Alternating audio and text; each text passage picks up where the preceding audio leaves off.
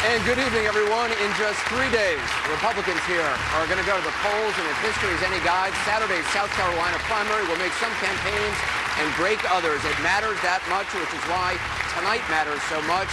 For three candidates, one last chance for voters to ask the kind of questions face-to-face to help them decide. Tonight, a conversation with three leading Republicans in South Carolina. They're facing the voters and fighting for every last vote. If you ever want to fall in love with the American people, run for president. Marco Rubio, rising. Ted Cruz, talking tough. The time for games is over. Ben Carson, running behind, hoping to rise above the fray and the rest of the field. I think I can win South Carolina. Three contenders, men of faith, in a state where faith runs deep and the faithful vote.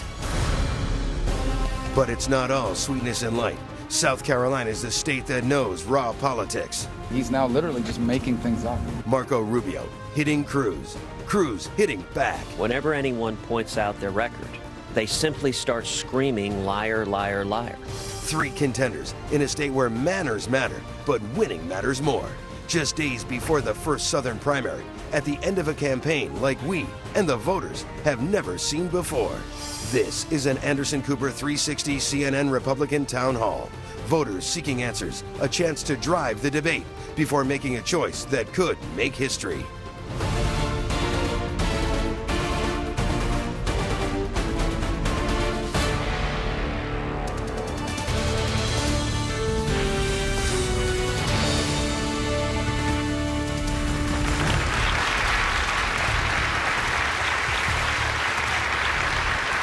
And good evening. Welcome from the Old Cigar Warehouse in Greenville, South Carolina. What a night ahead. We are here tonight with just 3 days to go until primary days. Just 3 days left to decide, yet a lot of voters in the state remain undecided.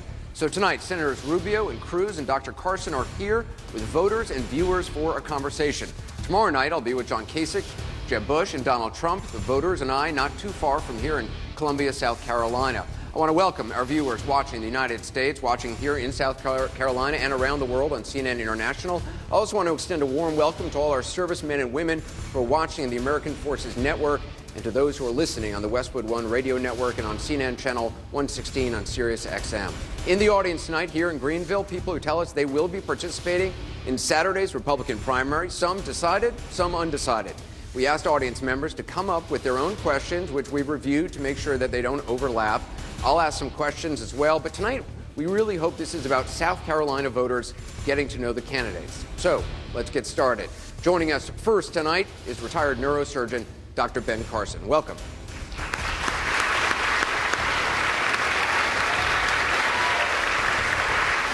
Hey, welcome. Good to see you. Good to see you. How's it going? Very good. Good. I want to start you obviously a retired neurosurgeon. You've been running now, you've been out on the campaign trail for 10 months. What's harder, brain surgery or politics? Brain surgery is a lot harder. Yeah. But, the interesting thing that I've discovered about politics, good things and bad things, it's been wonderful having an opportunity to meet so many people across the country and hear what their concerns are. It hadn't been that great, dealing with the press. Are you looking at me? Or? Well, that's what really tonight is about. It's really you interacting with the voters. I'm just going to ask a couple of questions, and then we're going to turn it over really to the voters. Okay. I want to ask you just about a couple of items in the news. As you know, the government is trying to unlock the cell phone of one of the terrorists in San Bernardino. They've been unable to do that. They've gotten a judge to ask Apple, or to try to order Apple to create new operating software that would allow them essentially a backdoor to open up and get access. Do you think Apple should be forced to do that? Because Apple says that's going to violate not only privacy rights, but it's going to make everybody's cell phone vulnerable potentially to hackers. Sure. Well, the interesting thing is I think that Apple and probably a lot of other people don't necessarily trust the government these days. And there's probably very good reason for people not to trust the government. But we're going to have to get over that, because right now we're faced with tremendous threats and individuals, radical jihadists, who want to destroy us. And we're going to have to weigh these things one against the other. I believe that what we need is a public-private partnership when it comes to all of these technical things and cybersecurity, because we're all at risk in a very significant way. So it's going to be a matter of people learning to trust each other, which means Apple needs to sit down with trustworthy members of the government, and that may have to wait until the next election, I don't know. But we'll see. They need to sit down with people they can trust and hammer out a relationship. If you were president right now and you just had 11 months left in your term, would you nominate someone to fill Justice Scalia's seat? I probably would. I probably would take the opportunity to nominate someone. Doesn't necessarily mean that that person is going to be acted on or confirmed, but why not do it? But here's the real problem. You know, the Supreme Court, a very important part of our governing system, was originally intended to consist of jurists who were people who loved America, people who fully understood our Constitution, and were there to make sure that America preserved its constitutional traditions. It was not supposed to be a partisan group. It has become very partisan. So as a result, everything that is done surrounding it depicts the confirmation hearings, deciding on whether to actually make the vote, all of it has become partisan in reaction to what has happened. Does it mean that we're forever gone? No. I think it means that these are things that we're going to have to start looking at. We're going to have to start figuring out how in the world do we once again get back to a reasonable judicial system. We do not have that now. We have overreaching. We have a Congress that for some reason has become the peanut gallery and just watching what the executive branch and the judiciary do, and not really stepping up to correct some of the incorrect decisions that have been made by the Supreme Court. How would a President, Carson, pick judges? Would you have a litmus test, as people often say? Yes. The litmus test would be their life. You know, I would look back at what they have done throughout their lives, what kind of rulings they have had throughout their lives, what kind of associations they have had. You can tell a lot more about how a person has lived their life than you can with, you know, a series of interviews, which they have been prepped for, which they know exactly how to answer. We've been burned by those kinds of things before. So you wouldn't necessarily have a list of questions on abortion, on whatever other issues? I think I could find out what their opinions are by looking back at their life. You know, the Bible says in Matthew 7:20, by their fruit you will know them. I want to have you meet a voter. Her name is Jessica Fuller. She works in advertising. She's a voter here in Greenville. She says she is still undecided, so you could pick up a vote right here tonight. Excellent. Welcome, Jessica. Go ahead. Hi, welcome to Greenville. Thank you. Dr. Carson, how do you reconcile the differences between traditional Christian values, specifically caring for the least of these, and current GOP stances on social issues such as welfare and subsidies for the poor?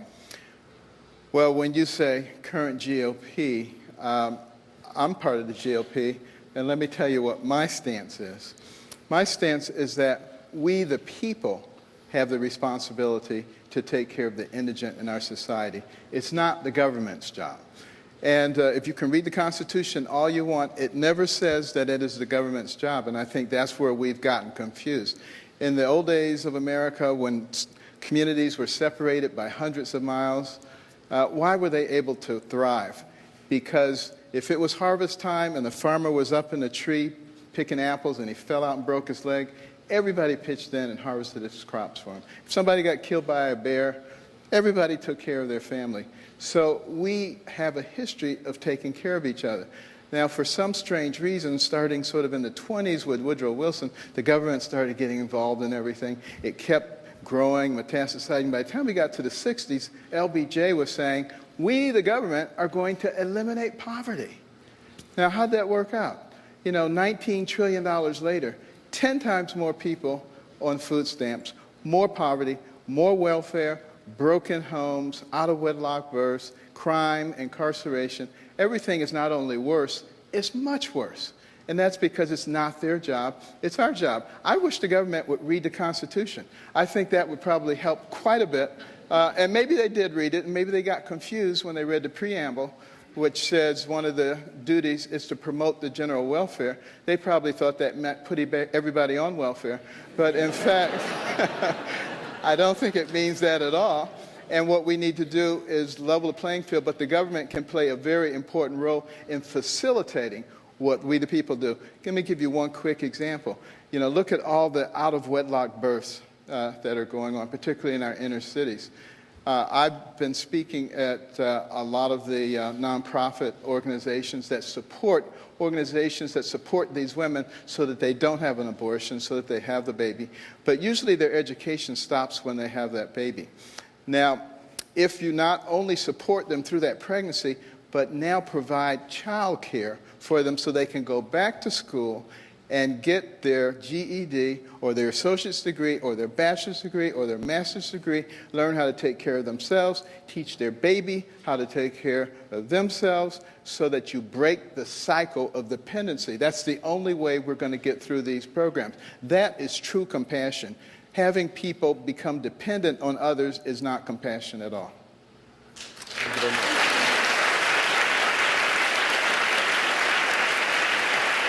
Dr. Carson, I want you to meet, this is Katie Busby. She works for the Chamber of Commerce here in Greenville, and she says she is undecided. Katie, welcome. Dr. Carson, I know you'd probably agree that one of the biggest issues facing our country is national security threats. So with groups like ISIS and the Middle East becoming more and more unstable, you're running as a candidate that has never governed before. Are you qualified to be commander-in-chief, and are you qualified to deal with these national security threats? I obviously think so. I wouldn't be running for president. It's the political class that has tried to convince everybody that they're the only ones who can solve our problems. But the fact of the matter is, our system was designed for citizen statesmen. It was designed for people who've had real life experiences and then can transfer that to government work. I can guarantee you that I've had more 2 a.m. phone calls than anybody else, all the rest of them put together, had to make life and death decisions, had to derive information frequently from interns or residents who didn't know a lot, but you still got to manage to get the right information, make the right decisions, put together teams, complex teams, to accomplish things that have never before been accomplished before. I think what we really need are people who know how to solve problems, not people who know how to talk. We can all talk, but we can't all solve problems. And what I think you need to look at is the course of a person's life. Go back and see what kinds of things have they had to face, what kind of things have they had to overcome. And, the people who say, well, you've never run anything, you don't know how to do anything, maybe none of the things that they want to do, but I tell you, it does take skill to take the Division of Pediatric Neurosurgery when I became chief. It wasn't even on the map. And to take it to #1 in the country, according to U.S. News and World Report by 2008, that's not something that's done lightly. To start, the Carson Scholars Fund. These are things that are outside of medicine. And people said, you can't start another scholarship program. There are tens of thousands of them. But we started it. It's in all 50 states, has won major national awards that are only given to one organization in the country. Obviously, you have to know how to do things. I've spent 18 years on the board of Kellogg, 16 years on the board of Costco, learned a tremendous amount about business, both domestically and internationally, and a lot of things that people who are politicians who are running have never done. So I think you have to really look at what a person accomplishes in their life and not whether they have a specific pedigree of the political class who thinks that they rule us, when in fact this country is of, for, and by the people. And it's we the people who need to assume once again the pinnacle position.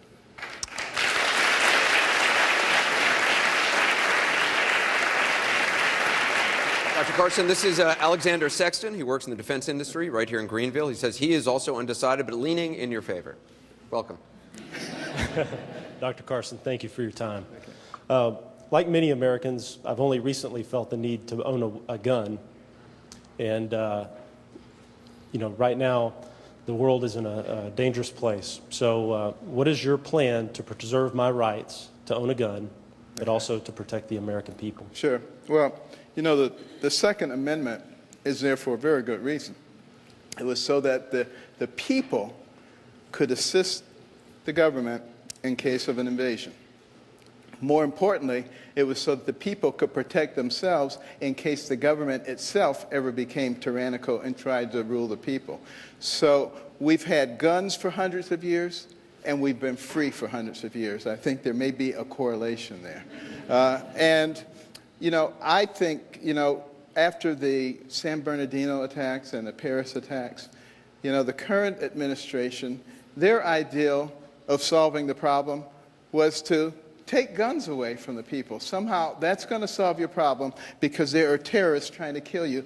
Take your guns away. It makes absolutely no sense. What they should be doing is offering free classes in gun safety to all the citizens who want to take it so they can protect themselves. It is the fundamental right that we have to be able to protect ourselves, but we also need to take safety into account.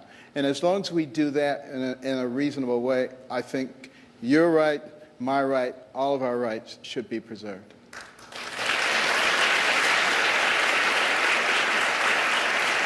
I actually want to follow up on Alexander's question. He was saying he's gotten a gun for the first time in his life. Do you own a gun? Have you ever felt the need to have a gun? Yes. I don't know that I felt a need to have a gun, but I like having a gun. It's a nice thing to have. You know, I have multiple marksmanship awards from ROTC, and I'm very much in favor of preserving those rights. I want you to meet Vicki Burns. She's a retired small business owner. She says she's leaning toward Governor Bush, but she has not yet made up her mind. Okay. Welcome. Hi, Dr. Carson. Hi. My question for you is, if you are elected president, what would be your big idea? In the past, we've had great presidents that have united our country with programs such as the space program, the WPC, and we are in much need of a big idea. Well, I have multiple big ideas, but here's one of the things that I really want to get across to the country. We have only 330 million people. Sounds like a lot of people, but China has 1.4 billion people. India has 1.1 billion people. We have to compete with them on the world stage, which means we can't afford to waste any of our people.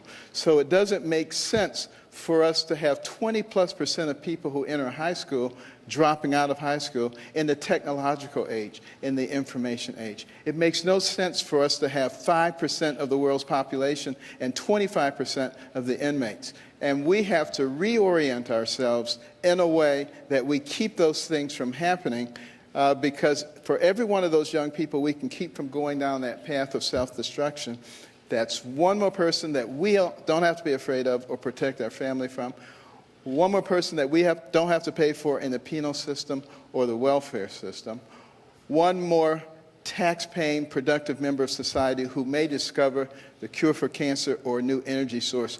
We can't afford to throw away any of our people. That's a big idea.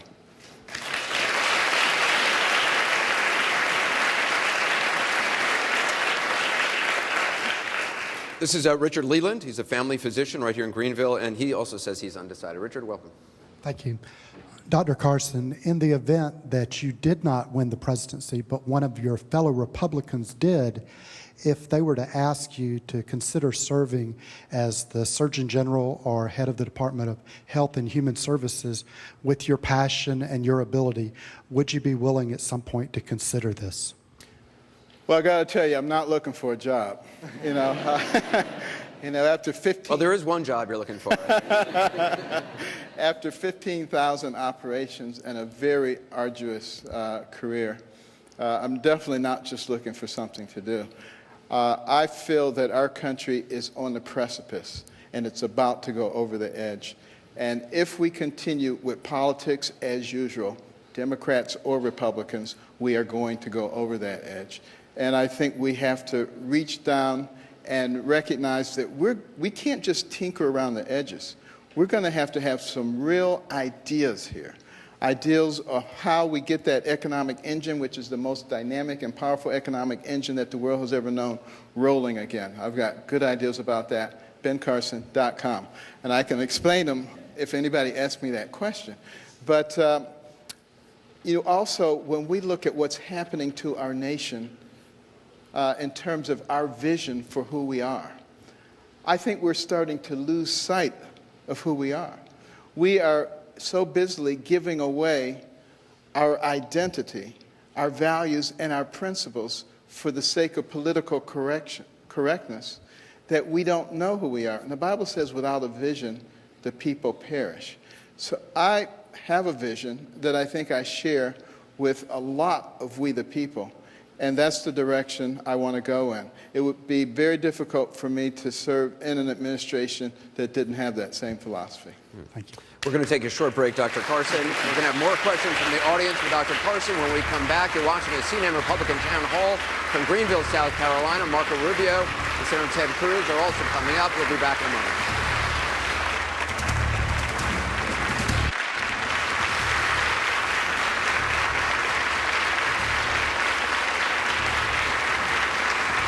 And welcome back to the CNN Town Hall here in Greenville, South Carolina. We're talking to Dr. Ben Carson. Our next question comes from Katie Abrams. She's a Clemson student, and she is undecided. Welcome. All right. Hi, Dr. Carson. Hi. My name's Katie. And when I was 18 and I just graduated from high school, I lost one of my dearest friends to a senseless murder. It's one of the main reasons that I'm extremely passionate about impacting positive change in the current criminal justice system. Personally, I believe that people who go to prison should have the ability, if they get parole or probation, to reassimilate into society and serve the community that they negatively impacted. So if you're elected president, how would you work alongside policymakers to impact positive criminal justice reform? Well, as I mentioned a little earlier, we have 5% of the population of the world and 25% of the inmates. And that obviously means that something is askew. And we're putting a lot of people in prison who don't need to be in prison. They're not violent criminals. And all we do is send them to the university where they become violent criminals, and then we release them on society. That makes absolutely no sense whatsoever. But when we send people to prison, we need to be thinking about whether they're going there for life or whether they're going to be reintegrated into society. If they are going to be reintegrated into society, we need to be thinking about how are we going to make that a successful reintegration. In many cases, that may mean we should be offering some practical training. There's no reason that people can't learn how to become, a welder, or a plumber, or a whole host of different things. Plus, there are high-level courses where people can learn, mathematics and, engineering skills. So we really ought to be thinking about how do we take these people and turn them away from a life that's going down the wrong pathway to one where they become part of the fabric of success in America. So does that mean for you relooking at mandatory minimum sentences for low-level nonviolent offenders? Absolutely, it means that. And it also means we need to look at those who are mentally ill. There are a lot of mentally ill people who are being housed in prisons. That doesn't make any sense. We have facilities all over the country that are sitting empty because we have decided that it's too expensive to take care of the mentally ill. So they end up on the street, where frequently they become victimized by people, and then they wind up in the criminal justice system. And then we put them in amongst people who are violent criminals. So now you take somebody who's mentally unstable, and now you're teaching them how to be a violent criminal, and then you're releasing them on our society. That doesn't make any sense. So I think it would be a lot cheaper if we begin to take care of these people the way they should be taken care of. And there's going to be, quite frankly, plenty of money to take care of people when we stop doing the silly stuff that we're doing with all of these unnecessary regulations which tamp down our business, with a tax system that absolutely is asinine and makes no sense whatsoever.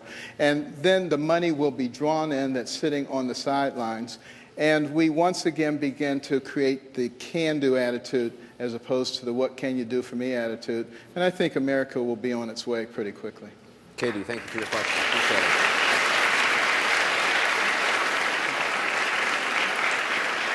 This is Will Richter, who goes to Clemson. He's involved with student government at Clemson. He says he's deciding between you and Senator Rubio. That should be an easy choice. Hi, Dr. Carson. According to a 60 Minutes investigation, the Justice Department says that China's corporate espionage is so vast that it constitutes a national security emergency, costing American companies hundreds of billions of dollars and American citizens over 2 million jobs. If elected president, how would you go about protecting American intellectual property rights abroad while maintaining diplomatic relations? A very important question. I mean, we are being hit thousands of times a day, and if you go to individual Americans, millions of times every day by cyber attacks from China and other places. And that's why, I have advocated for a comprehensive solution for cybersecurity. And again, you can read about that on the website. But again, public-private partnerships so that we can create the kind of common monitoring process so that if you get attacked or your company gets attacked, we have a common place that we can report that and we can begin to see where the pieces fit together so that we understand where it's coming from. And quite frankly, we have some pretty substantial offensive cyber capabilities. Our administration is reluctant to use them.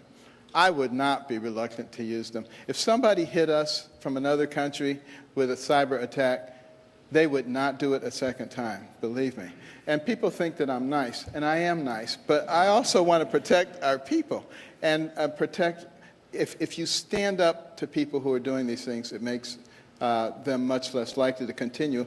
But again, by having a public-private partnership, being able to tap into all of our resources, I think we have a much better opportunity to defend ourselves and to put up the kinds of defenses that can keep morphing so that they will not be able to keep up with us. Americans have always been incredibly innovative. And if we can release that innovation again and get rid of some of the things that dampen that innovation, I think we'll stay far ahead of the competition. Thank you for your question. Appreciate it. I want you to meet Jillian Roget. She's a stay-at-home mom. She says she is also still undecided. Jillian? Hello, Dr. Carson. I do appreciate your mild-mannered nature in this campaign. However, if you are the Republican nominee, how do you plan to get your message out over a boisterous Democrat? Which boisterous Democrat would that be? Now, quite simply, what I have discovered, as a pediatric neurosurgeon and as someone who dealt with lots of children, I had a program at the hospital where I bring in 800 students at a time, frequently elementary students. And you would say, how are you going to be able to speak to 800 elementary students and keep them quiet? You know what?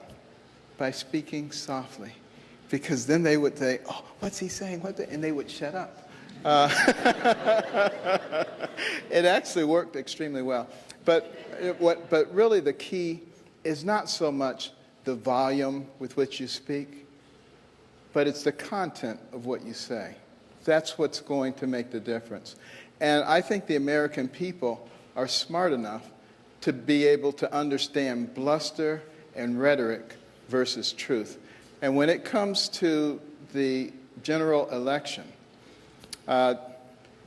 people who are running around saying things like, free college for everyone, it'll be very easy to counter that by simply educating people as to the actual financial condition of our nation. And that's not done. I think Margaret Thatcher probably said it best. She said, socialism is great until you run out of other people's money.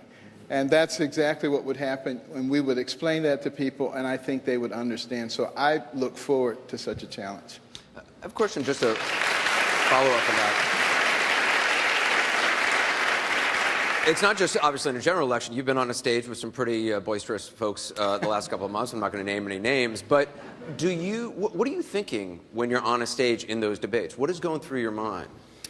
Well, I'll tell you, honestly, what was going to my mind is, will these guys in any way remember what happened in 2012 when they tried to tear each other apart, which was probably the only reason that President Obama was able to win re-election with a record that no one could have won on. So we have to stop finding ways to snatch defeat from the jaws of victory. Do you have a candidate you would prefer to run against in a general? Bernie Sanders or Hillary Clinton? I would relish running against either one of them. It would not be a problem. All right.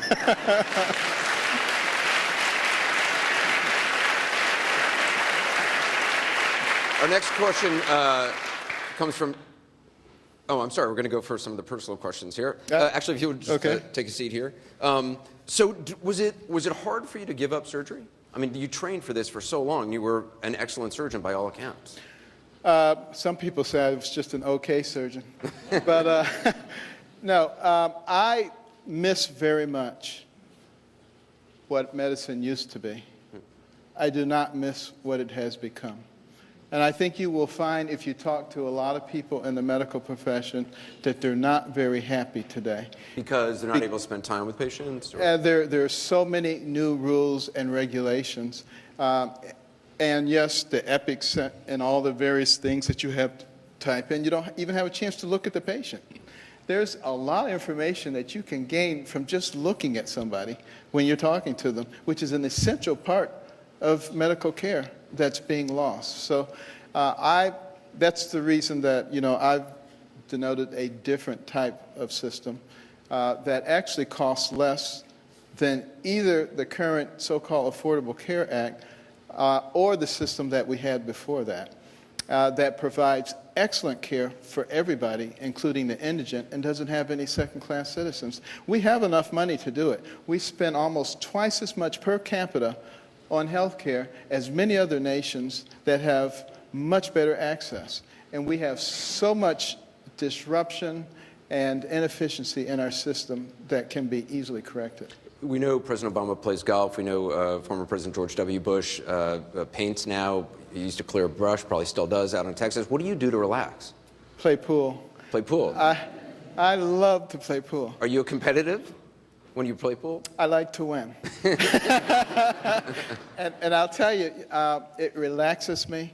When I would come home from a busy day of surgery, I would shoot pool. And my wife, who didn't know how to play pool, learned how to play pool and has become an excellent player. She's good competition. If I mess up, she will beat me. What sort of music do you listen to? I primarily like classical music. Okay. Particularly Baroque music. Did you listen to that when you did surgery? Absolutely. All the residents knew when they came and did their pediatric neurosurgery rotation that they would also learn classical music. I remember one resident, I would always ask him questions. He would always say, "That's the 1812 Overture." And he says, "I know I'm going to be right one time." Dr. Carson, it's a pleasure. Thank you very much. Dr. Ben Carson. Thank you. When we come back, Senator Marco Rubio takes the stage and takes your questions. We'll be right back.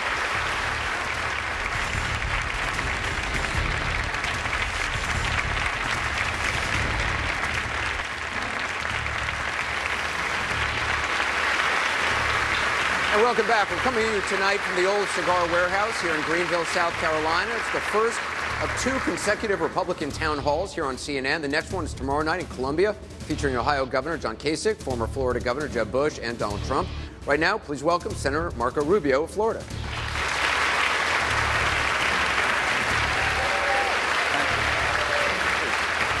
Hey, Senator, welcome. How are you? Have a seat.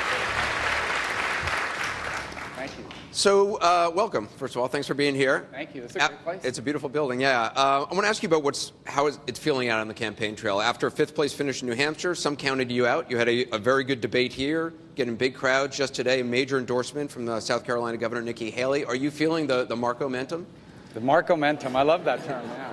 I do. I feel great about it. I mean, we feel a lot of energy. People coming to our rallies are each getting bigger. People signing up. Obviously, Saturday we'll find out. People are going to vote. But all I can do is our best. We've got a good message, and I know why I'm running, and I feel good about what that's going to translate to, so we'll see. You probably know it's getting pretty tough out there. There's some accusations going back and forth. You've called Ted Cruz a liar. He came out today, said your campaign is, quote, relying on fabrication, refuted claims point by point. Do you stand by the assertion that he's lying? Well, I've said he's been lying because if you say something that isn't true and you say it over and over again and you know that it's not true, there's no other word for it. And when it's about your record, you have to clear it up because if you don't, then people say, well, then it must be true. He didn't dispute it. And he's done that a number of times. We saw what he did to Dr. Carson in Iowa, which was wrong. We saw yesterday Trey Gowdy. Somebody came up with a fake Facebook post saying Trey Gowdy was no longer endorsing me, a very popular congressman here in South Carolina. So these things are disturbing and they need to be addressed, and I'll address them, but that's not the core of my campaign. I spend 99% of my time talking about America's future, but if someone says something that's not true and I don't clear it up, well, that's not fair. Then people may think, well, then it's true.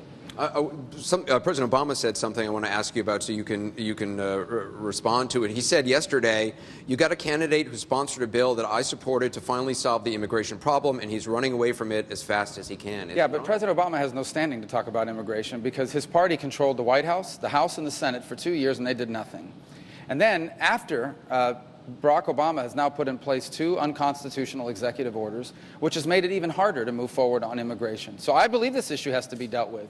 And if you're serious about dealing with immigration, the only thing I'm saying is you better secure the border first. Nothing else is going to be able to happen. Nothing else can happen until you secure the border first. The people have been very clear about that. And until that's the key that unlocks the door to dealing with the rest of the issue. Until you do that, we just won't be able to make any progress. But as you know, I mean, the president is saying you sponsored a bill that he supported. Yeah, and it can't pass. It doesn't have the votes. People won't support a comprehensive approach to immigration. It's now been tried 3 times in the last decade. It has failed each time.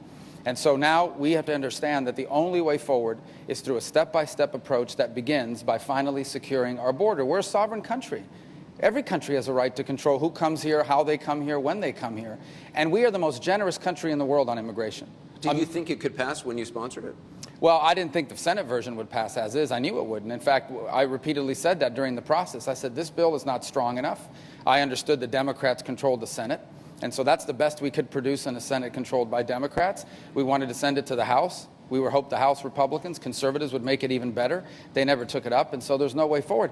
But I can just tell you, after that experience, for a fact, having been through that, no progress will be made on immigration in this country until we prove to the American people, not just pass a law, but prove to them that we've built the sufficient walls and fences on the border, that we have mandatory E-Verify, that we have an entry-exit tracking system to prevent visa overstays, and that we hire additional border agents and resources to secure the border. I want to ask you about a couple of items in making headlines today before we get to our audience questions, because we've got some great questions. It's a question I asked Dr. Carson. As you know, the government is trying to get Apple to create new software to basically allow them to unlock the phone used by the San Bernardino terrorist. Apple is saying, look, if we create this back door, it's a whole new software thing, and it's going to endanger 99.9% of those good users of the iPhones. It's a very complicated issue, and I'll tell you why. It's about encryption. Today, there's encryption out. I think it's standard on the new Apple. Right. And what it does is it protects your privacy. If you lose your iPad, if you lose your phone, no one can hack into it and get your information. So that's why it's there. Here's the thing, though. If you required, by law, if we passed a law that required Apple and these companies to create a backdoor, number one, criminals could figure that out and use it against you. And number two, there's already encrypted software that exists, not only now, but in the future, and created in other countries. We would not be able to stop that. So there would still be encryption capabilities. It just wouldn't be American encryption capabilities, but people in this country could have it. So that's why this is such a difficult issue, because on the flip side of it, there might be valuable information on that phone from the San Bernardino killers that could lead us to preventing future crimes or future attacks, future terrorist attacks. Where do you? And so I think we're going to have to figure out a way forward by working with Silicon Valley and the tech industry on this. There has to be a way to deal with this issue that continues to protect the privacy of Americans, but creates some process by which law enforcement and intelligence agencies could access encrypted information. I don't have a magic solution for it today. It's complicated. It's a new issue that's emerged just in the last couple of years. But I do know this. It will take a partnership between the technology industry and the government to confront and solve this. So it does concern you, basically Apple's concerns, the idea that this would create a backdoor. If you create a backdoor, there is the very distinct possibility that a criminal gang could figure out what the back door is. That possibility. So you create a back door, you're creating a vulnerability. And what you're not going to change is the fact that other companies around the world who are not subject to U.S. law, they could create encryption technology that we'll never be able to get access to. So it's not as simple as people think it is. Now, Apple's under court order. I'm sure they're going to appeal it. They need to follow whatever the court orders ultimately. But moving forward, we are going to have to work with Silicon Valley. We're going to have to work with the tech industry to figure out a way forward on encryption that allows us some capability to access information, especially in an exigent circumstance, where there might be information on there that could prevent a terrorist attack. Another item in the news, which actually I've literally just learned about, someone was talking to my ear as you were coming out, we've just learned President Obama plans to visit Cuba sometime, I think this month, but I don't know the exact date, but he does plan to visit it. Is that something, as president, you would ever do? Not if it's not a free Cuba. And I'll tell you the problem with the Cuban government is it's not just a communist dictatorship, it is an anti-American communist dictatorship. The Cuban government 3 years ago helped North Korea evade UN sanctions. They were caught trying to ship missile parts to North Korea. Nothing happened. The Cuban government today harbors hundreds of fugitives of American justice, Medicare fraudsters, people that have stolen your money. They come to the U.S., they steal money, Medicare fraud, they go back to Cuba. The Cuban government's protecting them. The Cuban government is harboring a killer in New Jersey who killed a state trooper in New Jersey. She escaped jail, fled to Cuba. The Cuban government is protecting her. Beyond that, they're a repressive regime. There's no elections in Cuba. There's no choice in Cuba. And so my whole problem, I want the relationship between the U.S. and Cuba to change, but it has to be reciprocal. Look at what we did with Burma or Myanmar, where the U.S. opened up to them, but they made political changes. And today, the former minority party is now the majority party in their legislative body, because our change towards them was conditional on their change towards their people. He didn't even ask that of the Cuban government. And so today, a year and 2 months after the opening to Cuba, the Cuban government remains as repressive as ever, but now they have access to millions, if not billions of dollars in resources that they didn't have access to before this opening. I'm told the president's going to go next month, just for clarity. I want you to meet... Probably not going to invite me, just to... Probably not. This is Maggie Grizel. She's a senior at Furman University. She says she's leaning in your favor, but she also good. Let's finish it tonight. She likes Dr. Carson as well. Hi, Senator I like Rubio. Dr. Carson as well. Welcome to Greenville. I'm sure you're well aware that college and student debt loans are on the rise currently. As someone who's planning to attend dental school this upcoming fall, my only in-state option is about $100,000 a year, setting me up for about $500,000 of debt before I have the chance to make a dime of it back. Do you currently think that there's a problem with the cost of education? Yes. And if so, what's your plan to make it more affordable? Specifically, how do you deal with cutting costs for students but still maintaining a high quality of education? That's a great question. In fact, I believe I'm the only Republican candidate that consistently talks about student loan debt. And one of the reasons why is because 3 years ago I still owed over $100,000 in student loan debt, which I was only able to pay off because I wrote a book. It's called An American Son, now available on paperback. That joke, people always laugh. I love that joke. It's not a joke. It is available on paperback. So I've actually worked, and I have a bipartisan agenda on this issue, and it comprises 4 main things. The first is alternative accrediting. Okay? Today, there are only 6 accrediting boards in the country. You can only award what is recognized as a 4-year degree if you are accredited by one of these 6 institutions. It's basically a monopoly. Because today, in the 21st century, we have the ability to learn multiple ways. You don't just have to sit in a classroom. There are so many different ways now to acquire information. And so what I've pushed for is an alternative accrediting model that allows there to be accredited learning outside of the traditional school setting. For example, give people credit for what they've learned through life experience, work experience, military experience. If you have mastered a subject, you should not be forced to sit in a classroom and pay to take a course on something you already know if you prove you've already mastered it. This alternative accrediting model would allow us to do that. And there's already options out there, Coursera, Udacity, but they're not accredited. So you can't use financial aid, and the private sector doesn't recognize it. I think we need to do that. That is especially important for non-traditional students. For example, let's say there's a single mother. She's a receptionist. She makes $11 an hour. The only way she's ever going to get a raise is to go back to school and become a dental hygienist or a paralegal. But she can't go back to school because she has to work full-time during the day and raise her kids at night. If there was an alternative accrediting model that allowed her to acquire learning on nights, on weekends, through life experience, work experience, that gave her credit for what she learned in her years on the job, it would at least shorten that time, if not allow her to complete that degree course. So the first is alternative accrediting that would allow you to get the maximum number of credits without having to pay for it in a traditional institution. The second is an alternative to student loans called the Student Investment Plan. And this would allow you to go to a private investment group who would invest in you the way an investment group invests in a startup business. In essence, they would believe in you so much and in your success that they would pay for your college. If you become financially successful, they're going to make their investment back with a profit. If you do not, they're going to lose their money and make a bad investment. But all the risk is on them. The third is to make income-based repayment the automatic method of repaying a loan. I actually have that law right now that I'm working on with Mark Warner, a Democrat from Virginia. And why that is important is because I would rather collect $20 a month from a student than nothing. Because if you're collecting $20, at least you're collecting $20 a month and they're not defaulting on the debt. Because if you default, it ruins your credit. Now you can't buy a house. Now you can't, it really hurts you. And the fourth is called Right to Know Before You Go, which I'm working on with Ron Wyden, a Democrat from Oregon. And what that law says is that before you take out a loan, schools have to tell you how much people make when they graduate from that school with a degree that you're seeking. Why is that important? Number one, it will probably teach you that the market for Roman philosophers has tightened significantly. So you may not want to borrow $50,000 to be a Roman philosopher unless you're going to teach it or go on to grad school. But the other is it's going to allow you to compare schools. It's going to allow you to look at two different schools and say, I want to major in history. A history major from this school makes $50,000 a year, and it only costs $20,000.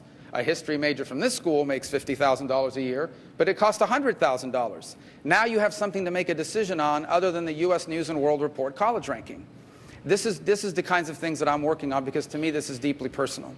When I got married, my first years, my largest payment after the rent was our student loan debt. It was over $1,000 a month. So I always joke that I never met her, but I paid Sally Mae a lot of money over the years.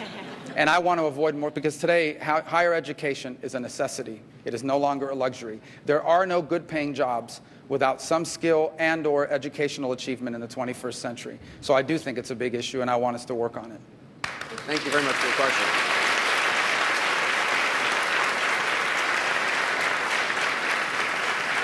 I'm going to throw away my Roman philosophy question. Put her down please. Right there. I didn't do well with Roman philosophy. I want you to meet retired General Hampton McManus. He served 34 years in the U.S. Army in peacetime and during war. He says he's still deciding between you and Governor Kasich. General, thank you. Senator Rubio, many would argue that we're not only electing a president this cycle, but our commander-in-chief to lead America in dealing with some very demanding national security issues ahead. Yes, sir. What has prepared you the most for this very critical mission? And what strengths are your foundation for the trust and confidence our soldiers, sailors, airmen, and Marines must have in you as their commander-in-chief? Yes, sir. First of all, thank you for your service, and I want to take this opportunity to thank all the veterans in South Carolina and across the country for the service they've provided to our country. It is not just electing the commander-in-chief. That is the most important job of the president. The president doesn't run the economy. The private sector does. The president can be an advocate for legislative action that helps the economy grow. But national security and commander-in-chief is the most important job of a president. I say this to you without any reservation. I know I haven't lived as long as some of the people running for president. But no one running for president, especially on the Republican side, has more experience on national security or foreign policy than I do.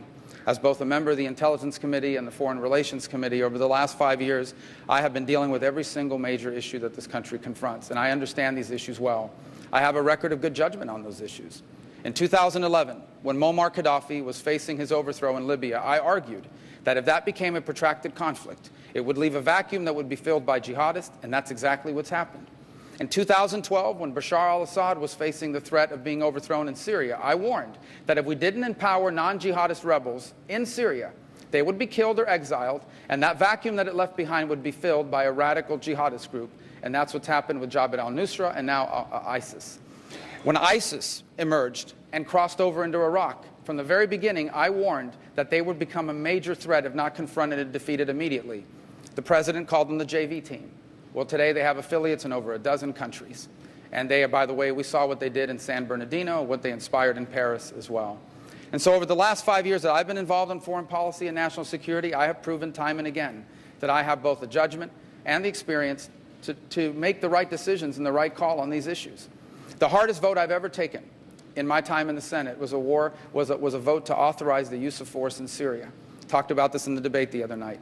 It is the most difficult vote you'll ever take in Congress. And when Bashar al-Assad gassed his own people and poisoned them, President Obama announced that he would not take military action unless we, in Congress, authorized the use of that force. And so I was angry when I saw the images. I'm sure you saw the same images. As a father, I looked at these pictures of little children curled up, some dead already, because their own leader used poison gas and biological agents against them. And I was outraged, and I wanted us to exact revenge on him. And then I looked at what the president was proposing, something that John Kerry later called an attack that would be unbelievably limited. That attack that the president wanted to carry out, I concluded after looking at it, would be counterproductive. It actually would have empowered Assad, because all he was going to do is a symbolic strike.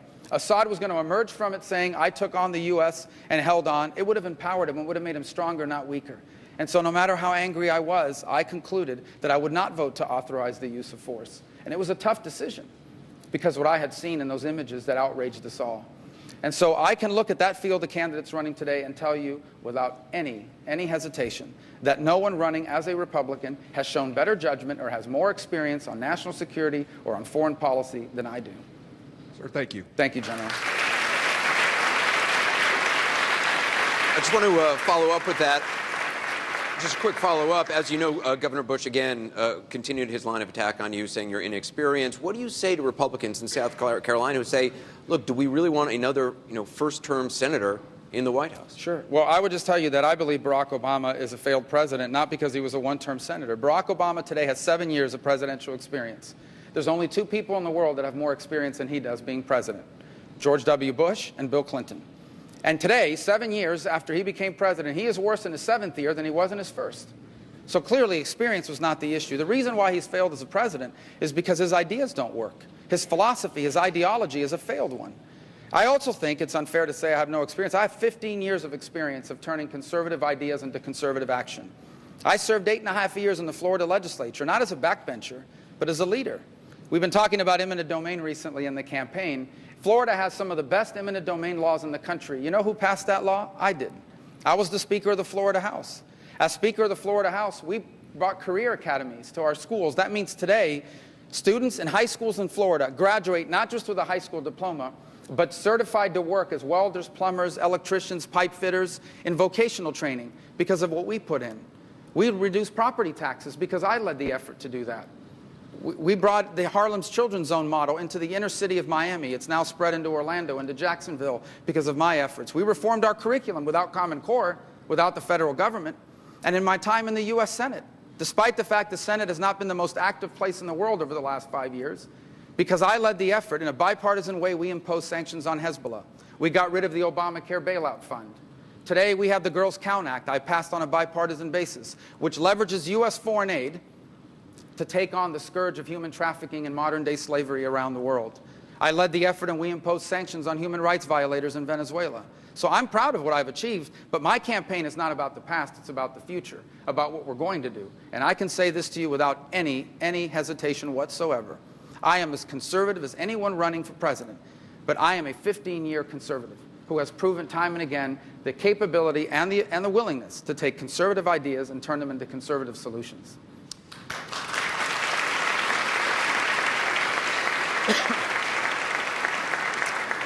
I want you to meet Patty Stoner. She lived here in Greenville for 40 years. She says she's deciding between you and Senator Cruz. Patty, welcome. Hi, Patty. Thank you. I have a nephew that's currently serving and is deployed to the Middle East as an elite person on an elite team. And there's been a lot of discussion about women in combat. And my concern is if you put women on the front line, you would have to lessen standards, and that would put more troops at arm's length and in danger.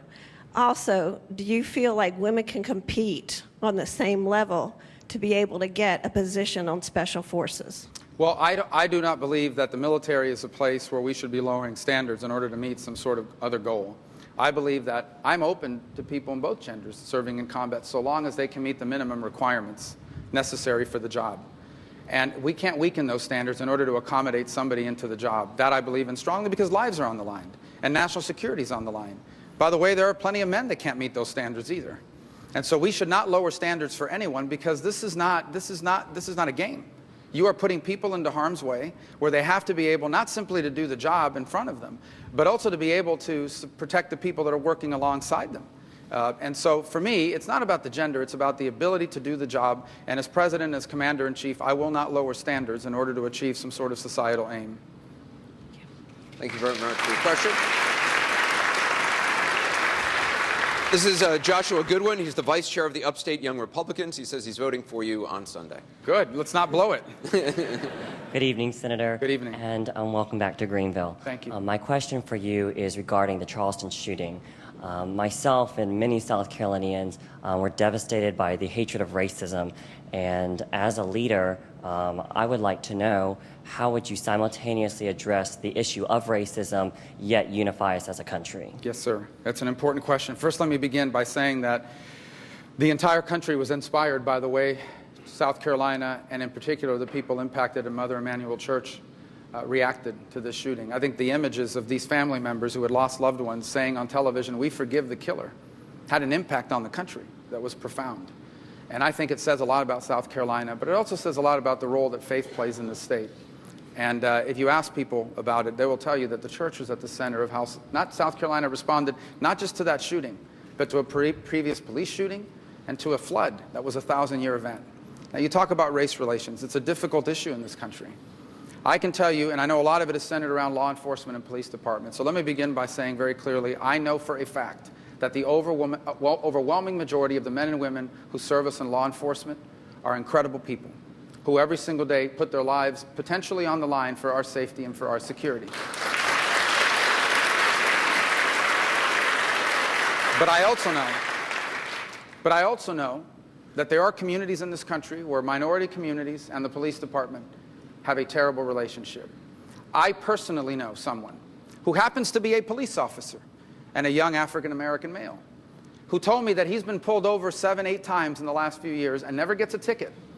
What is he supposed to think? He gets pulled over for no reason, never gets a ticket, no one has any explanation for why he's being pulled over. What is he supposed to think?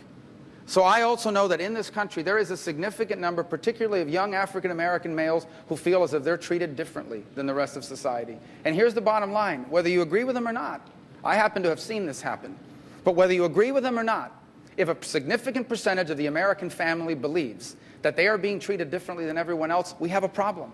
And we have to address it as a society and as a country, because I do not believe we can fulfill our potential as a nation unless we address that. I'm not sure there's a political solution to that problem, but there are things we can do. For example, one of the reasons why you see both educational and academic underperformance, not just in the African American community, but also in the Hispanic community, is because a disproportionate number of our children are growing up in broken homes, in dangerous neighborhoods, living in substandard housing, and forced by the government to attend a failing school. A child that's born with 4 strikes against them is going to struggle to succeed unless something breaks that cycle.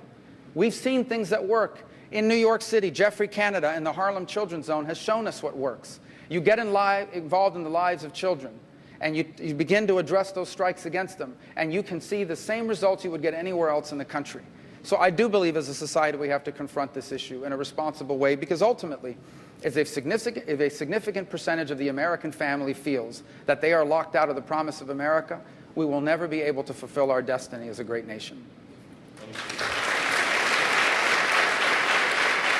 If I could, just a quick follow-up. Just wondering, on a personal basis, have you ever felt the sting of racism? You know, let me tell you a couple things about my parents were extraordinary people. My parents raised me to believe that it didn't matter that they came from Cuba and that he was a bartender and she was a maid, that there was nothing we couldn't do. I do recall as a child during the Mario boat lift, growing up in Las Vegas, that some of the neighborhood kids, older kids, one day were taunting my family, saying, "Why don't you go back on your boat? Why don't you go back to your country? Why don't you leave here?" I didn't know what they were talking about. I was 7 years old. I said, "What boat? My mom doesn't even swim." So I was afraid of water. And my parents had to sit me down and explain the Mario boat lift is going on. People are really upset about it, and they're hearing this stuff. And don't blame the kids. They must be hearing it from somebody. That's why they're repeating it. So that disturbed me as a young child. But I got to tell you, for the most part in my life, I never saw that as a reflection on America. I saw it as a reflection on those kids and what they were saying.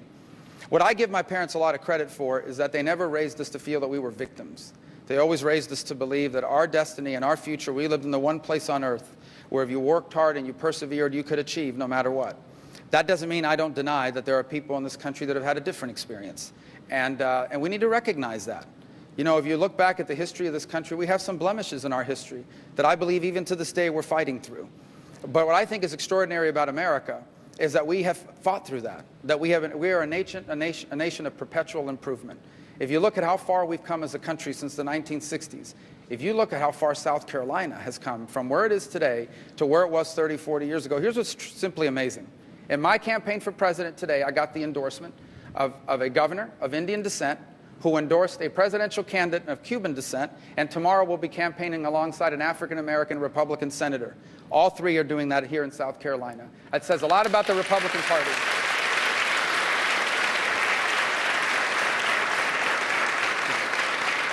I want you to meet Douglas Parrott. He says he was leaning toward Donald Trump. The last debate over the weekend gave him some pause. Douglas, welcome. Senator Rubio, the United States economy seems to be chugging along at an anemic 2% GDP. Household incomes are down. Workplace participation is down. The stock market seems to be trending down. And the Fed has been stimulating our economy for the past decade. And this is what we have to show for it. Could you prioritize 3 actions that you believe we must take as a nation to turn this economic ship around? Well, first of all, let me just address the Fed issue, Douglas. That's not the Fed's job to stimulate the economy.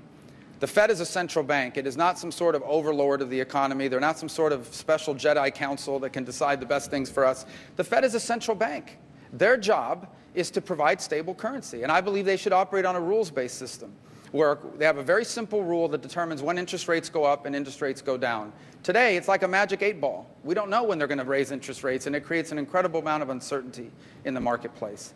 Your question goes to the core of something deeper, and then I'm going to get to the 3 points. We are living through a massive and rapid economic transformation.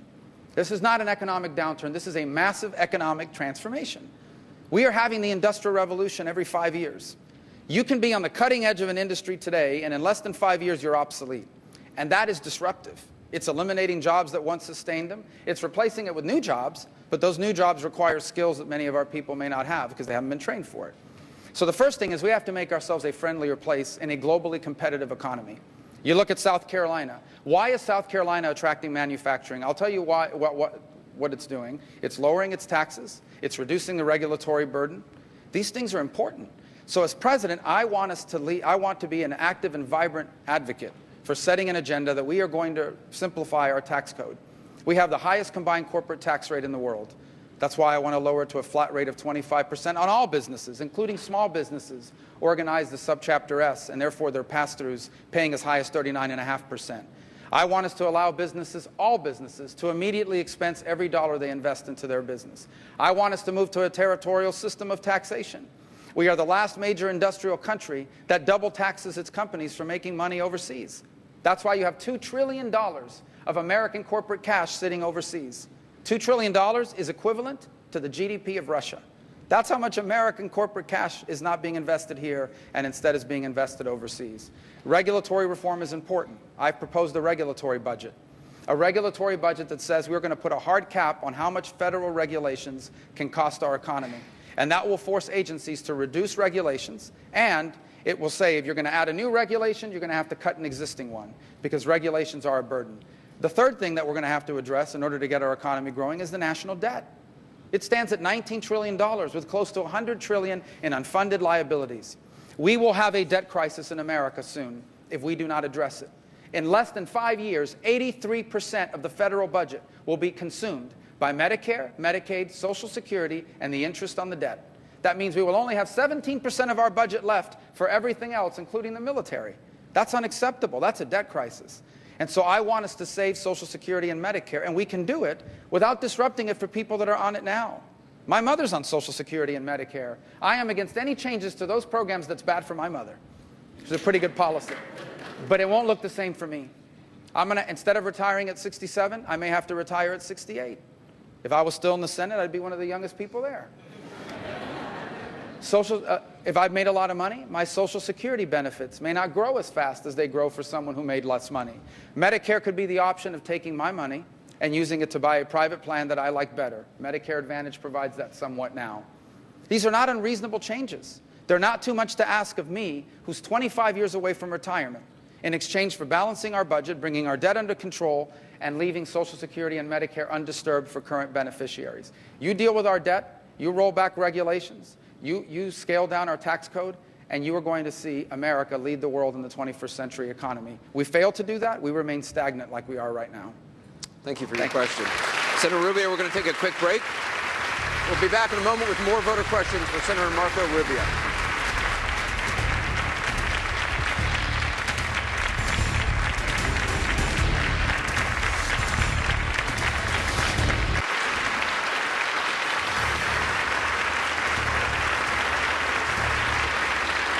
And welcome back. We're here with Senator Marco Rubio. Thanks very much for doing this. Before we get back to audience questions, just today, former Justice Sandra Day O'Connor, obviously appointed by Ronald Reagan, said there should be no delay in filling the vacancy left by Justice Scalia's death. She said, quote, "I think we need somebody there now to do the job, and let's get on with it." Well, I respect her very much. I would just say a couple things. Number one, there's now an 80-year precedent on this, that in the last year of a president's term, the Senate usually doesn't move forward, not just on Supreme Court nominations, but on appellate judges, because you're appointing someone to a lifetime appointment, theoretically, to the Supreme Court. So there's going to, the Supreme Court can function with 8 justices, and then their term will end, and the new one will begin in October, and there'll be an election in November. And this is going to be an issue in the campaign. Voters are going to ask of the presidential candidates, what kind of justice are you going to appoint? There's going to be an election. And then the new president will have an opportunity to nominate someone in the Senate to confirm them. So that's the approach I support. You said there's been a precedent. President Obama just yesterday said, look, there's nothing in the Constitution that says you can't. If you were president, would you nominate somebody? No, I would respect that precedent. And he's true. It is true. There's nothing in the Constitution that says he can't nominate someone, but there's also nothing in the Constitution that says the Senate must immediately confirm them. Right. So the bottom line is that there will be someone filling that vacancy, and I think the new president should be the person who fills that vacancy. And look, it may not be a Republican. I think it's going to be a Republican. That's what I want it to be. But I think it's going to be an issue in this campaign, and the voters are going to be able to weigh in on it in November. I want you to meet Amber McDonald. She's an elementary school teacher. She says she is undecided right now. Hi, Amber. Good evening. How are you? Good. As an educator for 14 years, I have seen a change in our children. I'm very passionate about what I do, and so it makes my job difficult when those children come in having other concerns. They're concerned about their parents who fought before they came. They're concerned that they didn't have food to eat breakfast. And all of that comes into what we do every single day. How can you help us to make that easier, to where we can maybe educate the parents to where those things are easier for them? Then it helps our children to have an easier day, not as stressful. Yes, ma'am. Thank you for the question. I have 3 educators in my family, elementary school. And I hear the exact same thing, because ultimately our schools are inheriting whatever society sends them in the morning. And I touched on that briefly a moment ago. If a child is being raised in a broken home, living in substandard housing, no access to health care, and facing these other challenges you've talked about, this child faces significant obstacles, and they need to be addressed. The question is, what can government do about it? Because ultimately, there's no law I can pass to make people better parents. And no matter how hard you try and how much you want to help, there's only so much you can do about that as well. I do think we need to empower parents. It's one of the reasons why my tax plan that I've proposed increases the per-child tax credit. And I've been criticized for that by, for example, the Wall Street Journal and others. They don't like the per-child tax credit. But I don't understand, why do we live in a country where if a business invests money in a piece of equipment, they get to write it off their taxes? But if a working parent invests more money in their children, they don't get to write that off their taxes. This is their money. What I'm arguing is that working parents should be allowed to keep more of their own money, so that they have the resources that it takes to raise their children. It's expensive to raise children in the 21st century. My tax plan recognizes that.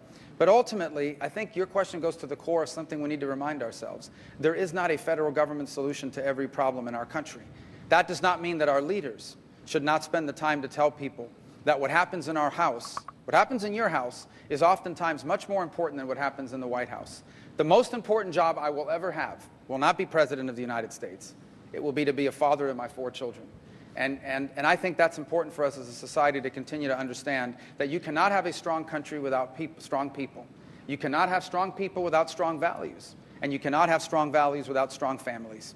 No one is born with strong values. They have to be instilled in you in a strong home. And while government cannot make families stronger, it most certainly can do things to help families, like allowing them to keep more of their hard-earned money, and most importantly, not having any laws, whether it's in our safety net program or our tax code, that discourages marriage or undermines parenting.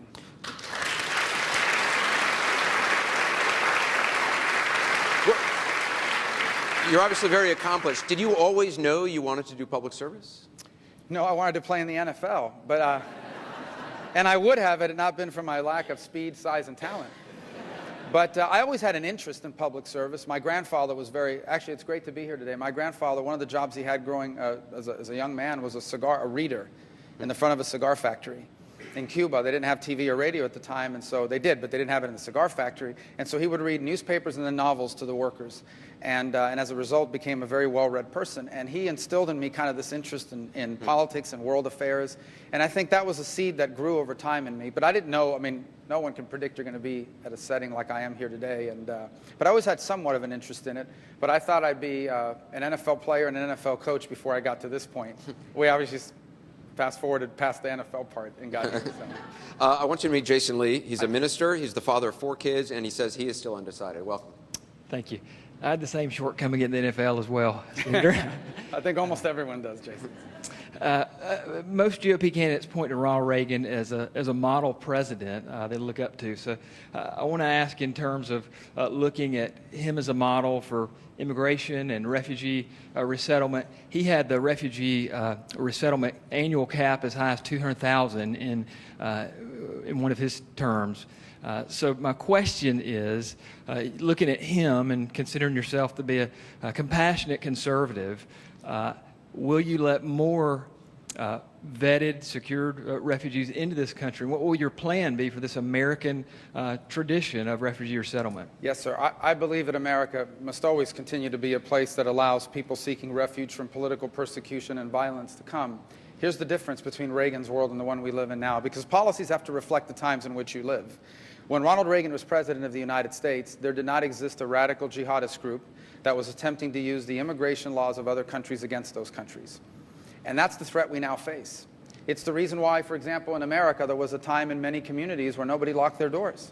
Now everybody locks their doors. And it isn't because we hate people outside of our home, it's because we love the people inside of our home. And so today, in the process by which we accept people into the United States is going to have to be different. We know for a fact that ISIS, for example, has captured key places in Syria where passports are produced. And so you've seen open source reporting that today ISIS has the capability of basically creating legitimate Syrian passports, except the picture and the name is not exactly who it says it is. This is a real threat for America. If we accepted 10,000 Syrian refugees tomorrow, and 9,999 of them were good people, and one of them was an ISIS killer, we have a big problem. We have to be 100% right given the threat we now face. So what I've said is it's not about a religious test, it's not about discrimination. It's just that we have to be 100% right. And that means that our vetting process must be stricter than it's ever been. And here's the hard truth. It's almost impossible to vet people now from that part of the world. We don't have a database to rely on. You can't just call up 1-800-SYRIA and ask them, do you know so-and-so, and do you know who they are and why they're coming? It's just become harder and harder to vet people from certain parts of the world. So my point is we'll always be a country that's open to refugees. But in the 21st century, if we don't know who you are and we don't know why you're coming 100% for sure, we're not going to be able to allow you to come in because the threat we face is so significant now and so real. Thank you very much. Senator Rubio, this is Jeff Phillips. He's an attorney. He says he likes you and Donald Trump. Still has not made up his mind. Jeff, welcome. Hi, Jeff. Hi. Dr. Ben Carson mentioned before you came out here that the GOP may not have learned its lesson in 2012 regarding infighting, especially in the primary. This primary has been as contentious as any I've seen in the 45 years I've been watching politics. The question is this. There's going to be a lot of healing. There's going to have to be a lot of bridge building after this primary, no matter who wins it. And I would like to know what you would do and what you have done in the past to show that you have the ability not only to unify the Republican Party, but unify the American people well enough to win the general election? That's a great question. First of all, I think we need to remember that in this country we're blessed, that we have, in this country, we solve through elections what other countries solve through civil wars. In essence, in America, just to have some perspective here, the worst thing that happens to someone in the political process is you lose an election. They say nasty things about you and they run a bad ad about you. In other countries, if you lose an election, you go to jail or you go into exile. So we're blessed to be living in a republic where we have strong disagreements about the future of our country, but they're settled at the ballot box, not at the tip of a gun or a spear. That said, you're right that if we want to win an election, we're going to ultimately have to come together. And I believe I already provide that. There's a reason why virtually every candidate in this field has attacked me, because I run a campaign that I believe appeals to the broad sector of the Republican electorate. Now, they don't all agree with me on every issue, but we basically campaign to every voter in the Republican coalition. But my promise to you, if I'm the nominee, is I'm not just going to unify the Republican Party, I'm going to grow it. We're going to take our message to people that haven't voted for Republicans in a long time. And they haven't voted for us because the left and the Democrats have told them that the Republican Party is the party of the rich people, and the Democrats are the party of the working people. That's one of the biggest lies in American politics. The Democratic Party, which today is led, apparently according to the polls, by a avowed Democratic socialist, has become a far left party. And they're the party of big government. Big government hurts people that are trying to make it. Because the bigger the government, the more the people that influence government win at the expense of everybody else. Look at Dodd-Frank.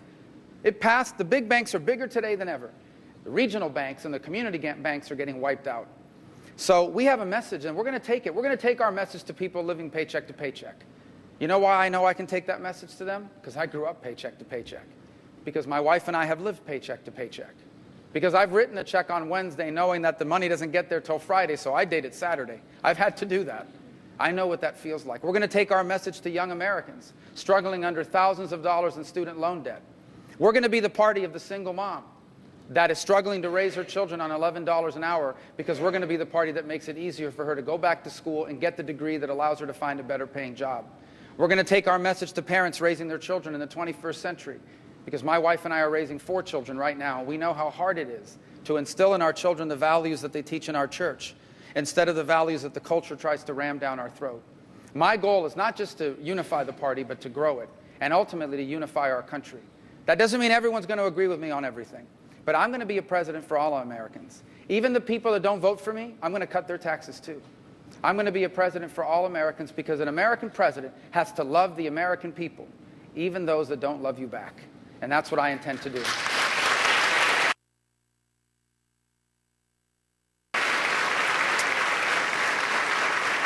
One of the things that Ted Cruz said earlier today, he called you that you're behaving like Donald Trump with a smile. I want you to be able to respond. Donald smiles. I've seen him smile. I don't know. This back and forth is silly. In the end, look, if somebody says something about me that isn't true, I'm going to correct the record, Anderson. But ultimately, it's not about me. It's not about Ted. It's not about Donald. It's about what is this country going to look like when my 15-year-old daughter graduates from college? What is it going to look like when she buys her first home or tries to start her first business? What is it going to look like when my 8-year-old son does the same? That 2016 is a turning point. And I honestly believe we only have 2 ways forward. We are either going to be the first Americans that leave their children worse off than themselves, or we are going to be the authors of a new American century, the greatest era in our history. That's a pretty dramatic choice. I believe 2016 is about that. And when the stakes are that high, that's what I'm going to spend 99% of my time talking about. You talked about your kids, your wife, Jeanette. You have a commercial now running with both of them in it. When did you know that Jeanette was the woman for you? Well, I'd like to think she liked me first, but I liked her first. How'd you meet?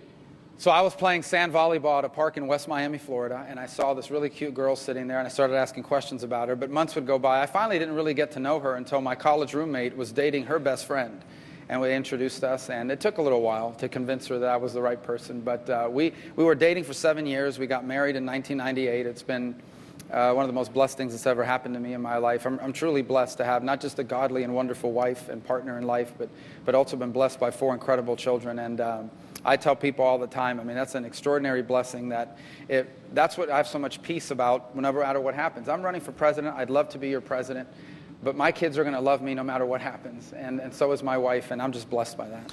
If you are elected president, would you still coach your son in football? I'd like to. I'll have to talk to the Secret Service about it, but I love, the thing about sports, yes, would you love your children to be successful? Absolutely, in whatever they do.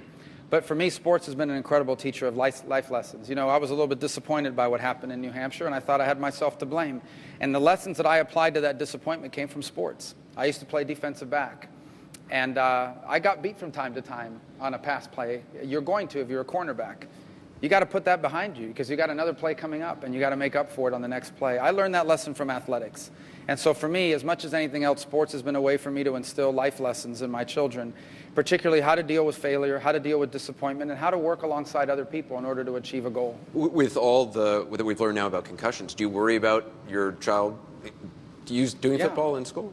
Well, we try to make it as safe as we possibly can. Football has inherent dangers. So does competitive stunt cheerleading. My daughter used to do that. So does driving a car to work and back. So there's risks inherent in a lot of activity. I ultimately think football is an incredible sport. It teaches lessons, life lessons that I think are valuable. You can make the game safer. You can never make it entirely safe. And so we do spend a lot of time coaching kids how to properly tackle, not use your head. Very different from when I was growing up and they taught you to use your head to tackle. So, and the Democrats say that explains a lot about Marco Rubio, but it's not true. But my point is, it's a sport that brings with it some inherent danger, but so does life. And we try to make it as safe as possible. In Mason City, I was surprised you mentioned that you're colorblind, which I hadn't realized, and that you should have seen your clothes before your wife started picking them out. Yeah, well, we basically are now sticking to like reds and blues and grays and blues because I have trouble distinguishing between blue and black, blue and purple. So those are the green colors and blue. Yeah, you can't see. It's a mess. Yeah, it's. Did you always have that? It was something. I didn't know until people started telling me, "Hey, that's a nice green shirt." I go, "What green? The blue one I have on?" I said, "No, it's green." So I struggle with it. The other thing I think I found surprising about is you like EDM. I do. Electronic dance music. Yes, I don't want people. Maybe people thought that was something else. So I Have you ever been to a rave? Well, no, I've never been to a rave. No, never been to a rave. Well, I don't know. The Republican primary, Andrew. Well, I mean, you like EDM. That's what they do, isn't it? I listen to it. I don't necessarily. I think I'm a little too old to be going to a rave, to be honest with you. Well, maybe back in the day. Well, I have the boots for it. I don't know if you saw that on TV once. But, no, here's the thing about it. I actually grew up listening to 90s hip-hop music, especially the West Coast stuff, and I really liked it. But in the last few years, what's happened with EDM, you've got these electronic, these disc jockeys or these DJs that are taking electronic music and overlaying it with tracks from country music and all sorts of things. And so the lyrics are clean, the beats and music is fun. I've gotten into it. It's a lot of fun to Do your listen kids to. like it too? Yeah, the words are clean. Sometimes they have no words at all. It's electronic dance music, so that's perfect. I don't have to worry about the lyrics. Senator Rubio, thank you so much for your time. Thank you so Appreciate much. it. I want to thank Senator Rubio for taking part. Really appreciate it. Thank you very much. Coming up next, Iowa caucus winner, Senator Ted Cruz of Texas. We'll be right back.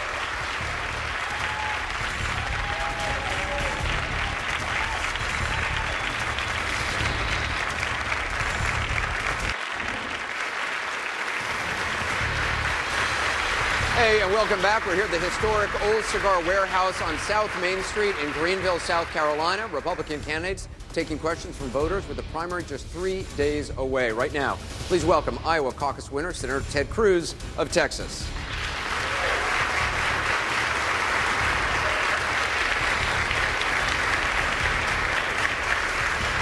Welcome. How are you? Have a seat. See you. Thanks.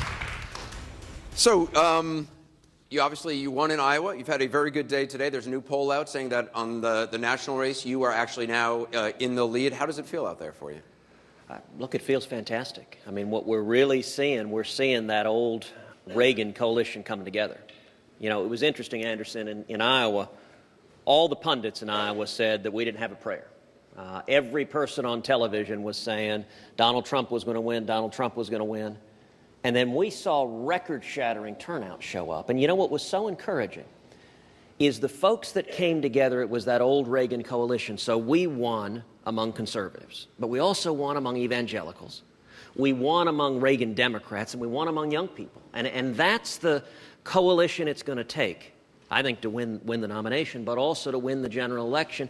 And we ended up, our campaign earned more votes than any campaign in the history of the Iowa Republican caucuses. It really was a testament to the grassroots. You got a cease and desist letter today from Donald Trump. I don't think I've ever heard of that actually happening in a race. One of many firsts that we've seen. What did you think when you actually got the letter? I'll confess, I laughed out loud. This has not been a typical race by any sense, and I don't think anyone is surprised that Donald is threatening to sue people. He's done that most of his adult life.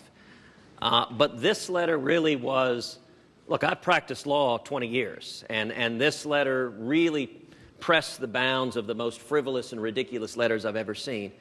He was upset about an ad that we're running on TV. The ad talks about the vacancy at the Supreme Court and that we've got issues such as life and marriage and religious liberty and the Second Amendment that are in the balance. And it uses an old interview from Tim Russert back in the late 90s. It plays Donald Trump doing an interview with Tim Russert where he explains in his own words, he says he's very, very pro-choice, he supports partial birth abortion, and he says he's pro-choice in every respect. But most of the words in the ad are his own words on national television, and his argument in the letter is running his own words was defamation. He says, though, you're misrepresenting his current position that he's evolved. It is quite literally the most ridiculous theory I've ever heard, that telling the voters what Donald Trump's actual record is deceitful and lying. And listen, what I said this morning, I held a press conference where I read his letter to everyone, and I invited Mr. Trump. I said, please, Donald, file this lawsuit. You want to depose him. And you know why? Well, look, that's part of it, is that in any defamation case, truth is a complete defense. And so his lawyer said that saying he's pro-choice, which actually we don't say he's pro-choice, Donald says he's pro-choice in every respect. But that was back in the late 90s. He's, again, has said he's evolved. Do you accept that he is pro-life? Well, let's put it this way. 4 days ago, on the debate stage, Donald Trump explained how many wonderful things he thought Planned Parenthood does. That was 4 days ago.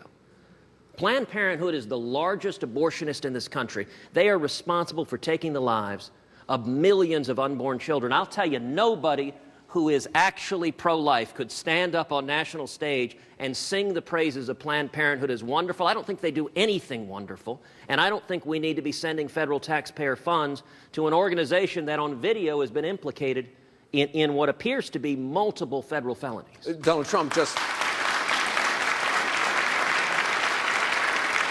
I don't want to sound like I'm arguing his case for him, but just for accuracy's sake, he says he does not support abortion at all. He's opposed to it, but there are other things that Planned Parenthood. Well, look, as I laid out, so his claim is if you tell people his record, if you actually show Donald Trump on national television in his own words, that he's going to file a lawsuit to prevent you from doing that.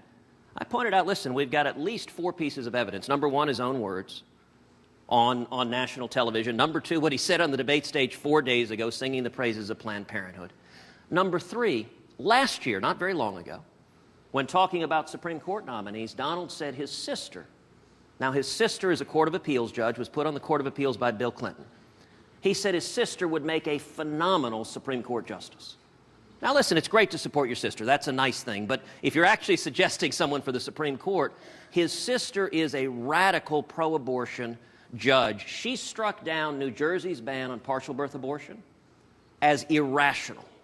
That's an extreme position. That's who he suggested as a Supreme Court justice last year. And one of the things I laid out, listen, Donald, for the last 4 decades, has written checks to Democrats over and over and over again, from Jimmy Carter to Hillary Clinton to John Kerry to Chuck Schumer to Harry Reid. And he has a lot of friends, he says. Yeah, but it's not friends, and he's given. So in 2006, for example, when the Democrats took over Congress, Donald and his son gave about 3 times as much to the Democrats as they did to the Republicans. They helped fund putting Nancy Pelosi and Harry Reid as Speaker of the House and Majority Leader of the Senate. They helped set the stage for Obamacare. And for anyone that actually cares about conservative judges, I'll tell you, Anderson, there is no universe in which I could write a check to Chuck Schumer or Harry Reid or Hillary Clinton or John Kerry or Joe Biden or Jimmy Carter, and anyone who's done that,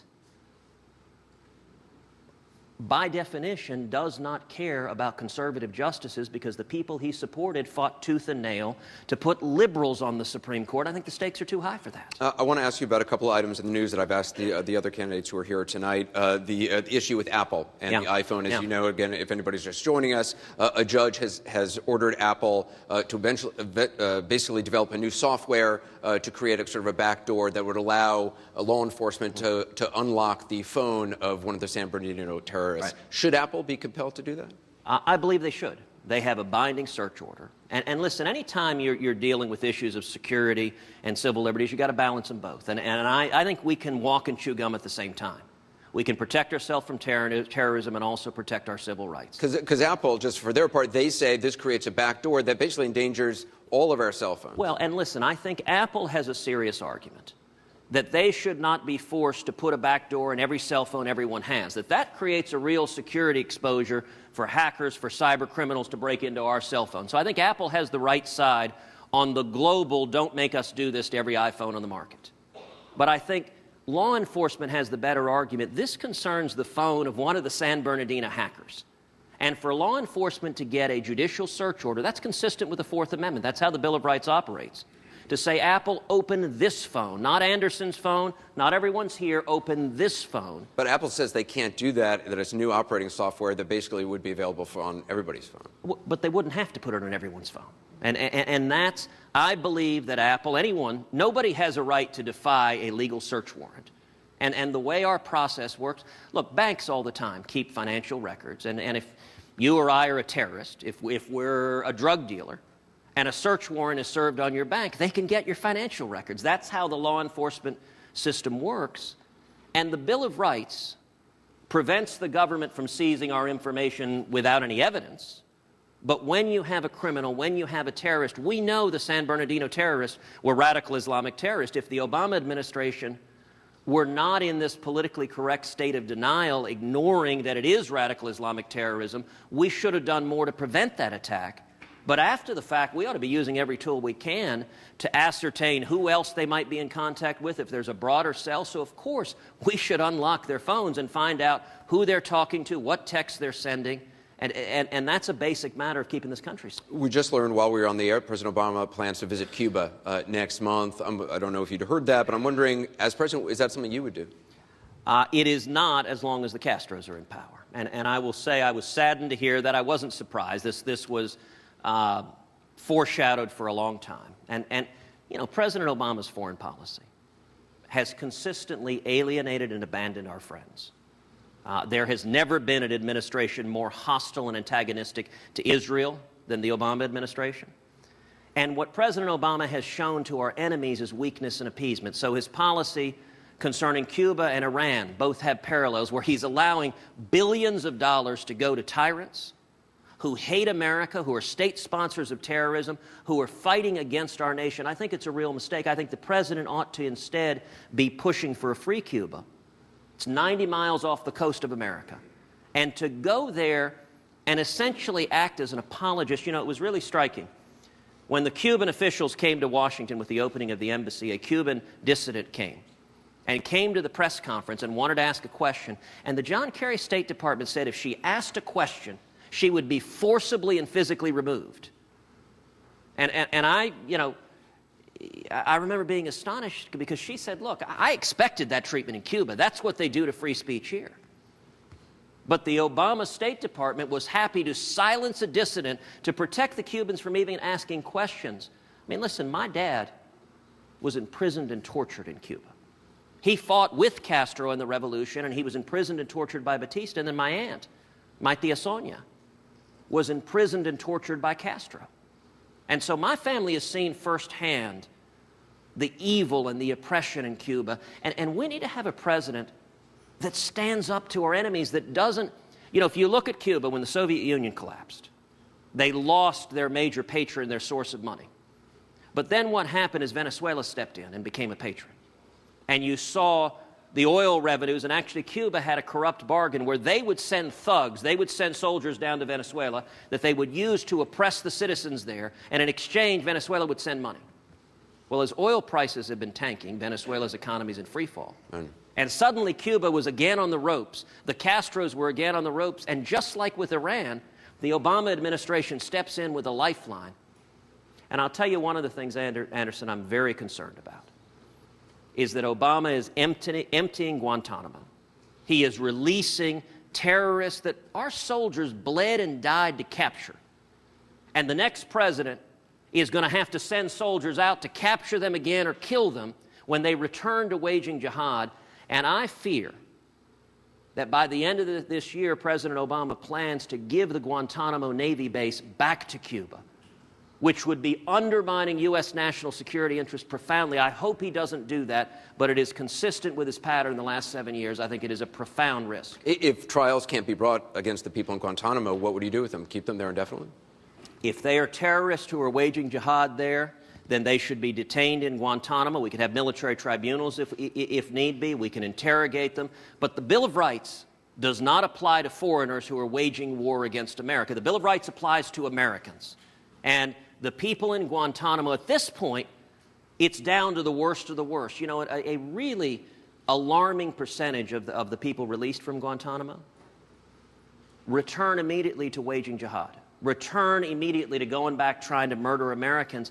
And part of the consequence of Obama is he engages in this politically correct denial where he and Hillary Clinton and Bernie Sanders and the whole Democratic Party, they won't even say the words radical Islamic terrorism. They don't acknowledge what they're fighting. And it's part of the reason why we are so vulnerable, because we don't have a commander-in-chief that is fighting the enemy and defeating the enemy. I want to bring in our audience question. Before I do, probably the toughest question of the night, though, for you. Which side are you on, Clemson or South Carolina? On this, I am going to shamelessly waffle and say I love them both. Okay. All right, good answer. I want you to meet Donna Gottschall. She's the president of Upstate Republican Women. She says she is still undecided. Donna? Well, Senator Cruz, Thank you. and as our governor would say, it's a great day in South Carolina. Absolutely. Senator, realizing that in a close husband-wife relationship, a wife has earned a great deal of respect from her husband and is thus a trusted advisor and confidant in everything except for special secret matters. In these issues, whether in America or abroad, what issues do you think your wife would be significantly interested in and possibly support their cause? Well, Donna, thank you for that question, and thank you very much for your leadership. You know, I have been blessed in many regards, but in no way greater than marrying the love of my life, Heidi Cruz. She is an extraordinary woman. She is the daughter of Christian missionaries. And so Heidi, as a little girl, lived in Africa. She lived in Kenya and Nigeria, and her parents were missionaries there. Her brother is a missionary in Haiti right now. And I met Heidi on January 2nd of 2000. We were both working on the George W. Bush campaign. And we started dating on January 5th, 3 days later. And it was love at first sight. I mean, I was smitten by her heart. I mean, she is beautiful. She's brilliant. She's an unbelievable businesswoman. But she's also the most loving mom and wife. We are best friends in a very real sense. We're on the phone 2, 3, 4, 5 times a day. We call each other on everything. We cooperate on everything. She is out on the trail. I cannot tell you how many people, as I traveled around, when I got elected to Senate, said, listen, Ted, you're fine, but we love Heidi, so we're voting for you for Heidi. And I was like, well, I'm thrilled and I'll take it. You know, she's got a real heart for economic development. You know, when you've seen as a little girl poverty in Africa, when you've seen suffering, you know, Heidi and I traveled down to Nicaragua with a mission trip to drill a water well in an impoverished village. And when you've seen people that are really hurting, you understand that we need policies to lift people out of poverty. And I think Heidi has a real heart here in America for helping people lift out of poverty by empowering them to start small businesses, empowering them to achieve the American dream. And, you know, an important part of that is also educational options and school choice. I think school choice is the civil rights issue of the 21st century. I think every child in America deserves access to a quality education. And so Heidi and I in this campaign, we are full and total partners. She is right now on the campaign trail. I'm on the campaign trail. My dad's on the campaign trail. Our little girls even sometimes are on the campaign trail. But I think she will be involved in a lot of things if we win. But I think she has a real passion where she's going to focus a lot of energy is economic empowerment, helping people, and especially women, especially Hispanics and African Americans, those who are struggling, helping them achieve the American dream by understanding the principles of business, starting a business, expanding, and achieving greater opportunity. Good, Thank thanks you. so much. I don't want to embarrass you at all, but your wife mentioned this to CNN a while back, that you occasionally, when you call her on the phone, you sing to her? You sing musicals? Is that true? Well, embarrassingly enough, yes. And I am a painfully horrible singer. Is this punishment or is this? Well, I'm hoping it is sort of sincere and endearing. Right. But look, I mean, what's your favorite musical? I actually don't sing musicals. Okay. I mean, I will sing things like, "Oh my darling, oh my darling, oh my darling, Heidi Tyne." Okay, all right. Which is really corny. But you know, I used to do it when she'd put it on speakerphone in her office and embarrass her, or you know, I'd kind of do, you know, I just called to say I love you. I just called to say I care. I cannot sing to save my life, but my wife seems to at least laugh and enjoy. All right. I want you to meet Bobby Cox. He's a former Army Ranger. He says he's leaning toward Governor Bush, but he's still undecided. Bobby? Good evening, sir. Thanks for coming out to Greenville here. By way of background, I attended the Citadel down in Charleston, South Carolina. Yeah, great school. And then during my senior year, the actual 9/11 attacks occurred. And then upon graduation, I went into the Army. And I actually deployed 4 times to Iraq. And so during that time that we were in Iraq, we really felt like we were putting the Iraqi government on a stable ground. Yeah. But fast forward a couple years later, when the actual cities that we had actually fought to protect with so much effort, time, and blood were actually retaken by ISIS. And so, you know, there was a frustration there where a lot of my men thought that their time had been squandered overseas based upon really the lack of the U.S. political will to really see victory. So I want to ask you, as a commander-in-chief, you know, if you take on that mantle of leadership, what would you do to ensure that the service members and their families, their sacrifices during the time of war are not wasted, as we've seen in the past? Well, Bobby, let me say, first of all, thank you for your service and sacrifice. Thank you for defending this nation.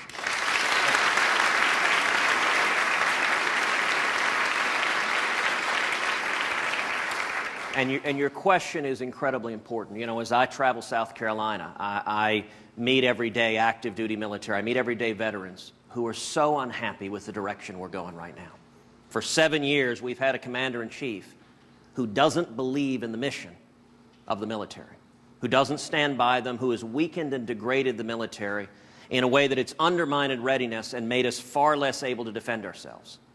Yesterday, here in South Carolina, I rolled out a comprehensive plan to rebuild the military, to restore the strength that we need to defend ourselves. And, you know, if you think about the last time our military was badly weakened, it was 1980. It was following the Jimmy Carter administration, another weak Democratic president who undermined the military. And when Reagan came in, what Reagan did is he started with tax reform and regulatory reform. He lifted the burdens on small businesses. That unchained the American free enterprise system. It produced incredible, booming economic growth. That growth, in turn, that provided trillions in new federal revenue. Reagan invested that revenue in rebuilding the military, and by doing so, bankrupted the Soviet Union and won the Cold War. We need a president in 2017 who does the exact same thing with regard to radical Islamic terrorism. That is what I intend to do, is start with tax reform and regulatory reform, unleash the American economy, and use that economic growth to rebuild the military. So, for example, as you know, President Obama has proposed reducing the regular Army to 450,000. I think that is far below what is needed to keep this country safe. I intend to increase it to a minimum of 525,000 soldiers. Likewise, the Air Force. The Air Force has been reduced down to about 4,000 planes. We need to increase that to a minimum of 6,000 planes so that we can project power and use our air power superiority. The Navy, we've got 272 ships. The least we've had since 1917, literally a century ago, was the last time we had a Navy with this few ships. We need to increase that to a minimum of 350 ships. And we need an overall force level of 1.4 million troops at a minimum. In addition to that, we need to dramatically expand missile defense. As we see asymmetric threats, as we see rogue nations, we need to be able to defend ourselves. We need to expand cyber defense. But we also need to focus our foreign policy and military policy on identifying and defeating the real enemies. You know, I've got strong disagreements with the mistakes of the Obama-Clinton foreign policy the last 7 years. One perfect example is Libya. Libya, President Obama and Hillary Clinton led the world in toppling the government in Libya, and sadly, they were supported by more than a few establishment Republicans, including several who are running for president. That has proven to be a catastrophic mistake. Toppling the government in Libya meant we handed that country over to radical Islamic terrorists. It's now a chaotic war zone where ISIS and other radical Islamic terrorists pose an acute national security threat to this country. And it led directly, the failures of the Obama-Clinton foreign policy led directly to the tragedy of Benghazi. Rather than engaging in trying to topple governments in the Middle East and nation build, I think the focus of the military needs to be defending this country, protecting our national security interests. So what should we be doing? And by the way, many of those same folks, Obama, Hillary, and those same Republicans are now saying we should do the same thing in Syria. Topple Assad. And if we do that, the same result is going to happen. If we topple Assad, Assad's a bad man. But if we topple Assad, ISIS will take over Syria. That is worse for America. Instead of getting in the middle of civil wars, we ought to be focusing on the enemies of America. We ought to be utterly destroying ISIS. We ought to be using overwhelming air power. We ought to be arming the Kurds. We ought to be using the tools we have to utterly and completely destroy them. And I'll say a couple of things also. When it comes to the men and women of the military, I don't think the military should be governed by political correctness, should be used for social experiments. So, for example, if I am elected president, we will not be drafting our daughters into combat on the front lines. I was astonished 2 debates ago when 3 different Republican candidates for president stood up and supported drafting women into combat. I think that doesn't make any sense. As I was sitting there listening to it, I kind of wondered if Rod Serling was going to walk out in a second and say, "You've entered the twilight zone." Look, I'm the father of 2 daughters. Women can do anything. But the idea that the federal government would forcibly conscript young women and put them into combat, that makes no sense at all. Another one of the most shameful things that I think of the last 7 years is that we are sending our servicemen and women into combat with rules of engagement that have their arms tied behind their back, that have it impossible for them to fight and defend themselves and win. I think that is immoral, it is wrong, and I will tell you this, I give you my word as Commander-in-Chief, that will end on January 20th, 2017.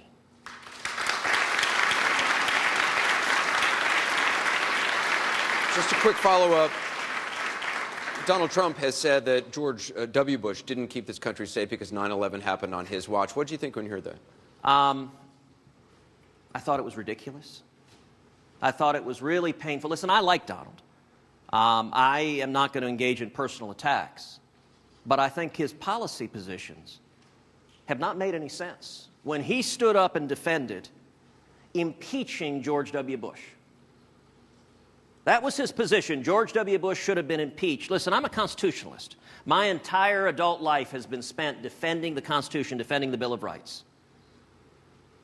The standard for impeachment is high crimes and misdemeanors. He had no argument that George Bush committed any high crimes and misdemeanors. He just said on the stage, it was a mistake. You know what? You don't impeach people for things you say are a mistake. And at the time that Donald Trump was promoting impeachment, look, those were the views of the Michael Moores, of the extreme fever swamps of the left. And I have to say, to see on a Republican presidential stage a candidate suggesting we should have impeached George W. Bush, I think that really draws into question the judgment of that candidate to be Commander-in-Chief.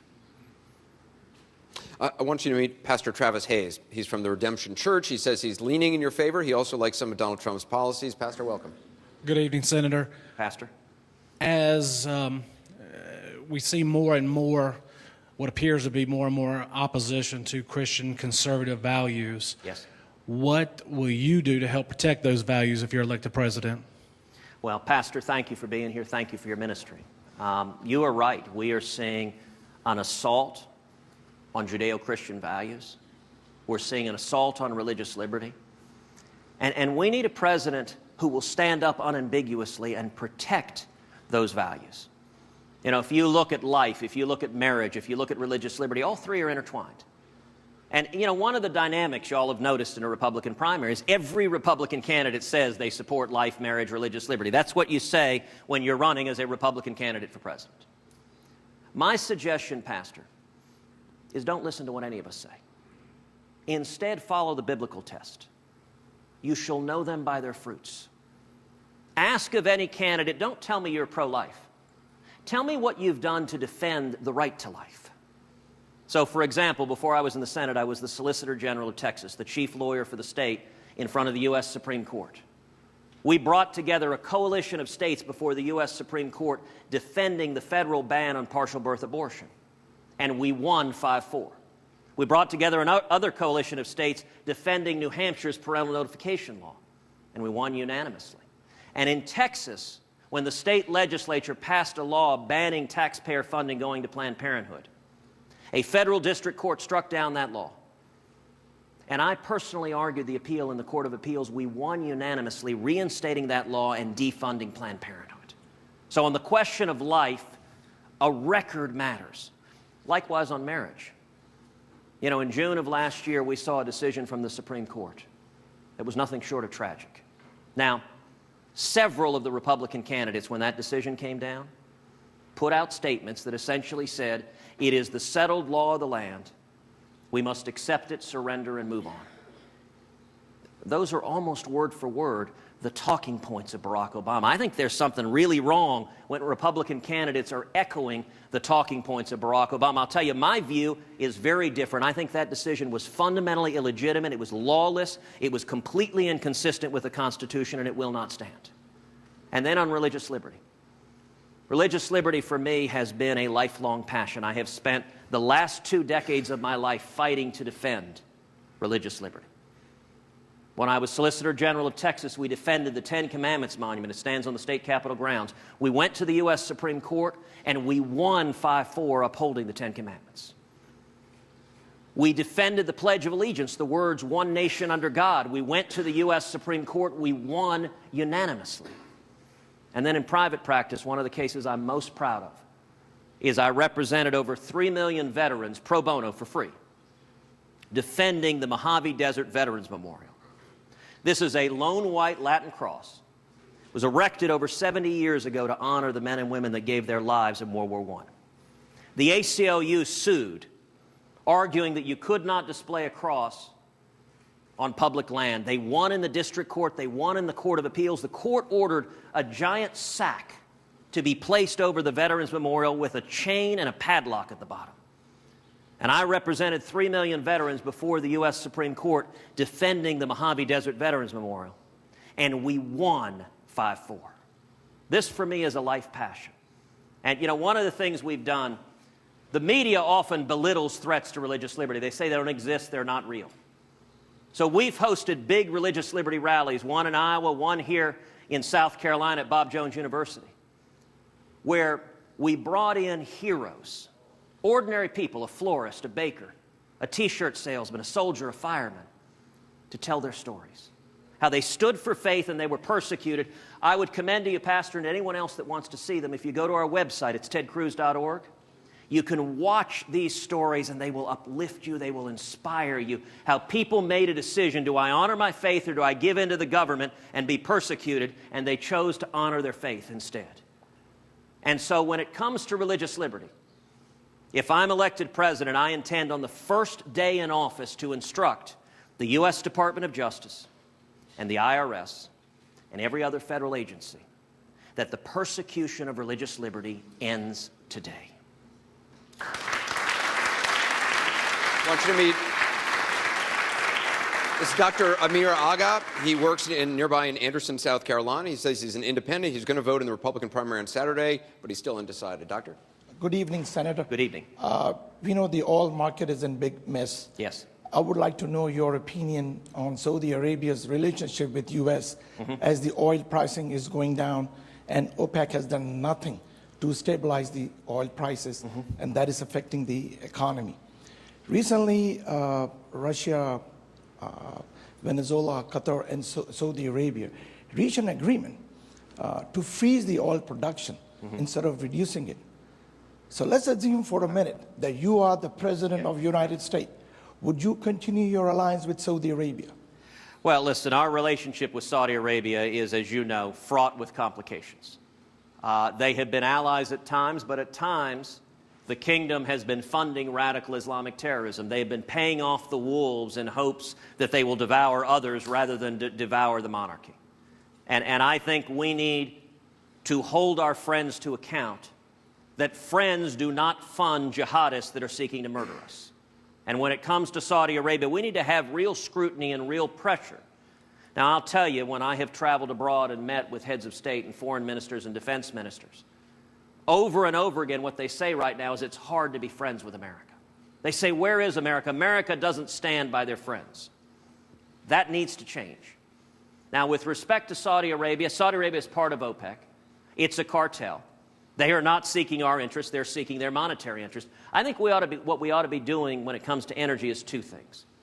Number one, a significant part of the reason that oil prices and commodity prices have fluctuated like crazy is the Federal Reserve, is that our dollar has fluctuated from a strong dollar to a weak dollar. And every time that happens, going up and down and up and down, it ends up sending commodity prices soaring and plummeting and soaring and plummeting.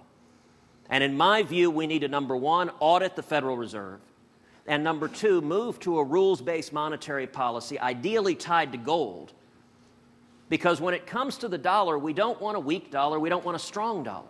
We want a stable dollar. A dollar is a unit of measurement. We want a dollar to be the same today, tomorrow, and the next day, because that's what all of the other economic decisions are based upon. And so I think a significant part of the volatility in the oil market is driven by the fluctuations in the dollar. Beyond that, when it comes to energy, in the Senate, I've introduced legislation called the American Energy Renaissance Act. It is the most comprehensive energy legislation that has been submitted in the U.S. Senate. It would unleash the American energy resources. This country is blessed with abundant natural resources, and my view on energy is we ought to produce all of the above. It ought to be oil and gas and coal and wind and solar and nuclear and ethanol and biofuels and everything. But you shouldn't have government picking winners and losers. There should be no subsidies. There should be no favoritism. It should be a fair and level playing field for everyone. So I intend to remove the barriers from Washington, which in turn will allow the American energy market to expand, to create high-paying jobs, and to jumpstart the American economy.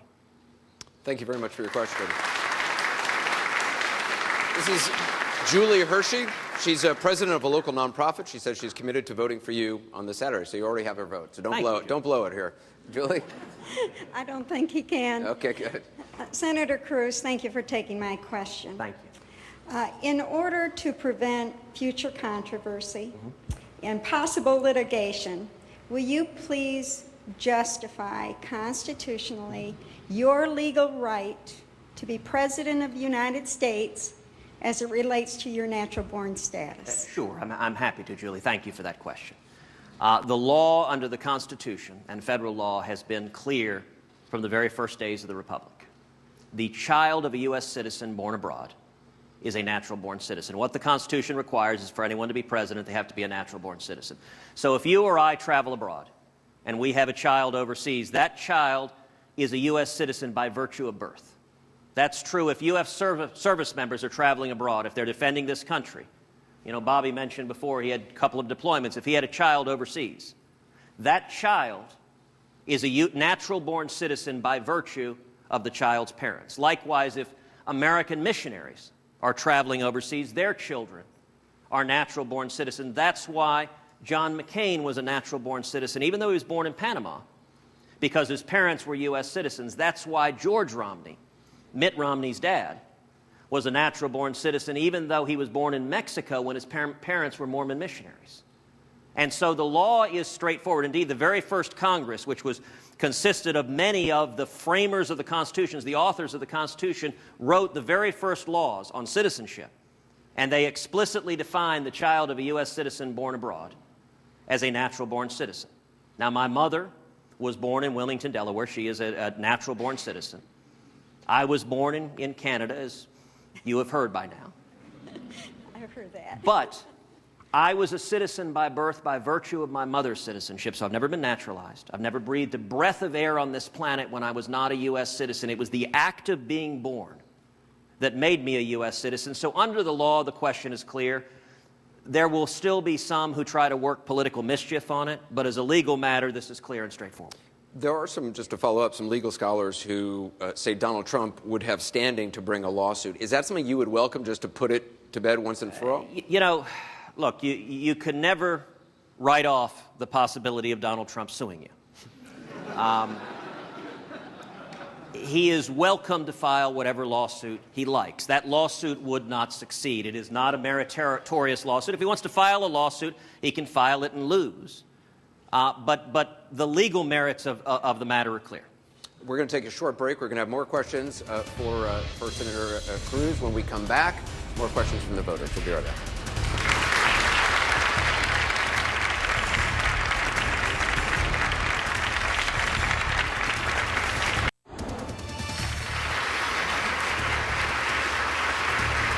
And welcome back. We are here once again with Senator Ted Cruz. Just a couple of quick questions before we go back to our audience. You're on the Senate Judiciary Committee. If President Obama sends up a nominee, should they get a hearing to replace Justice Scalia? They should not. For 80 years, it has been the practice that the Senate has not confirmed any nomination made during an election year. And we shouldn't make an exception now.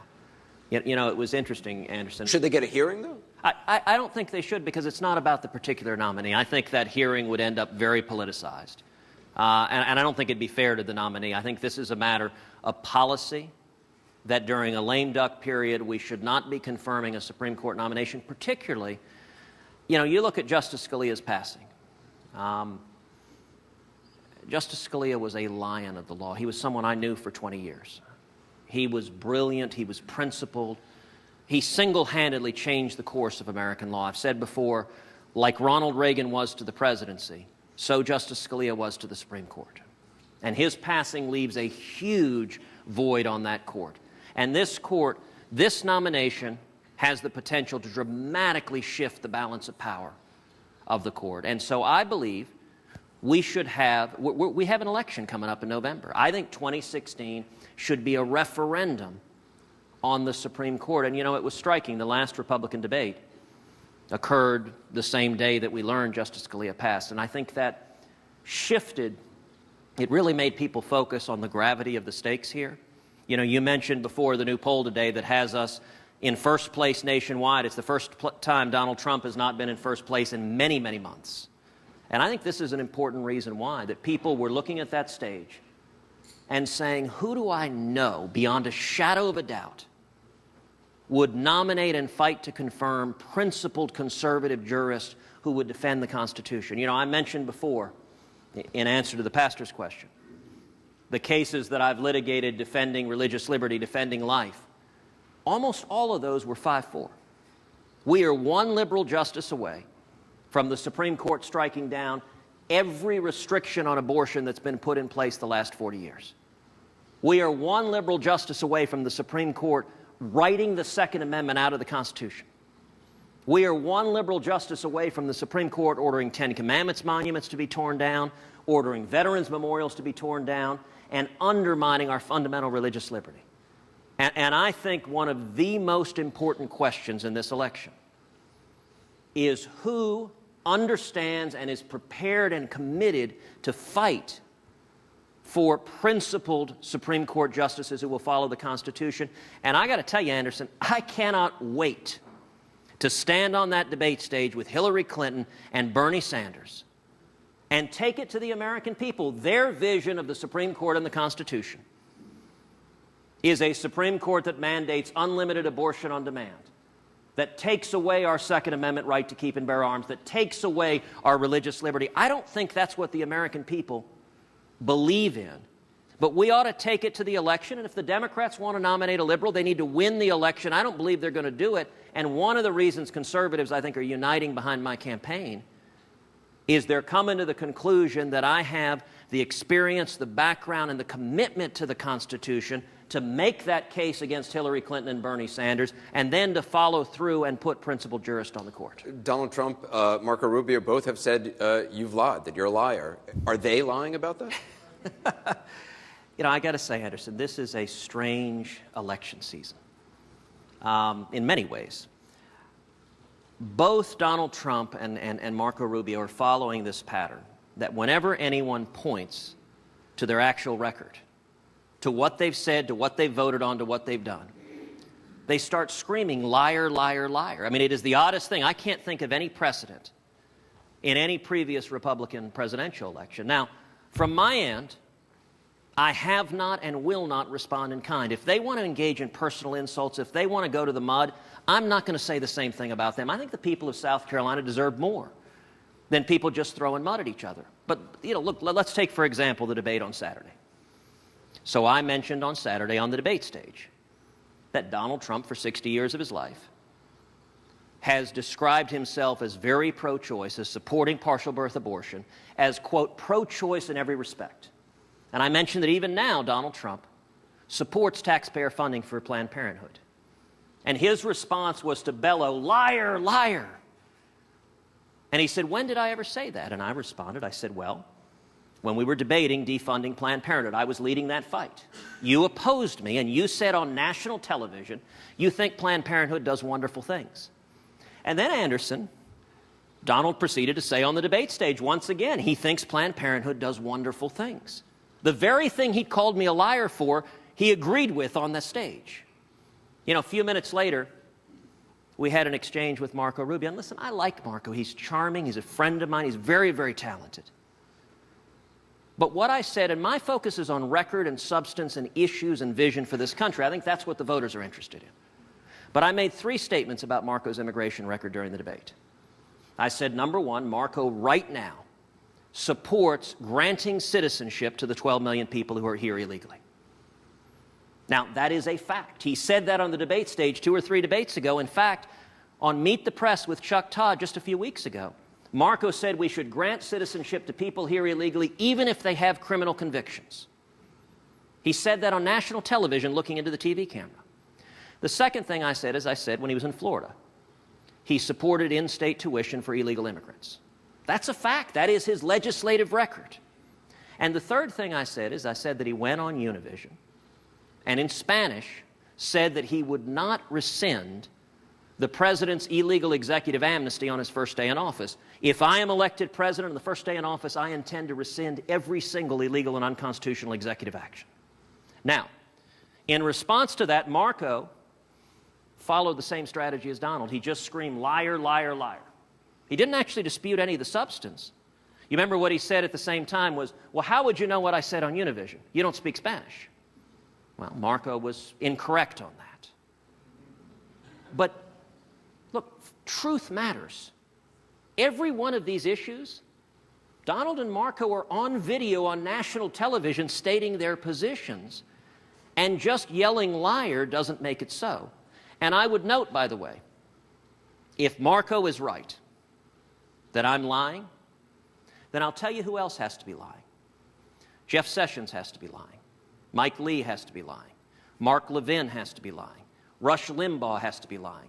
Phyllis Schlafly has to be lying. James Dobson has to be lying. Because every one of them has said the exact same thing I did.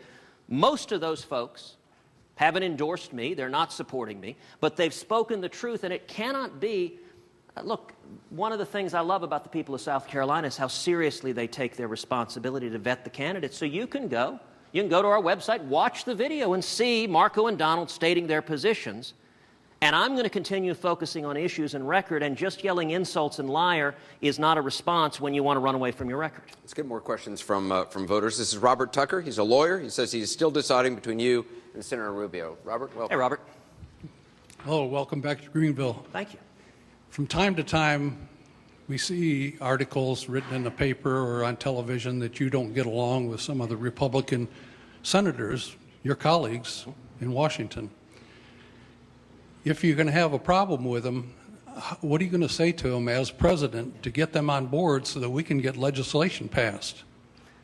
It's a great question, Robert. Thank you for asking it. Let me focus on 2 levels. Let me, number one, explain why that is, and then number 2, how we actually change the direction in Washington.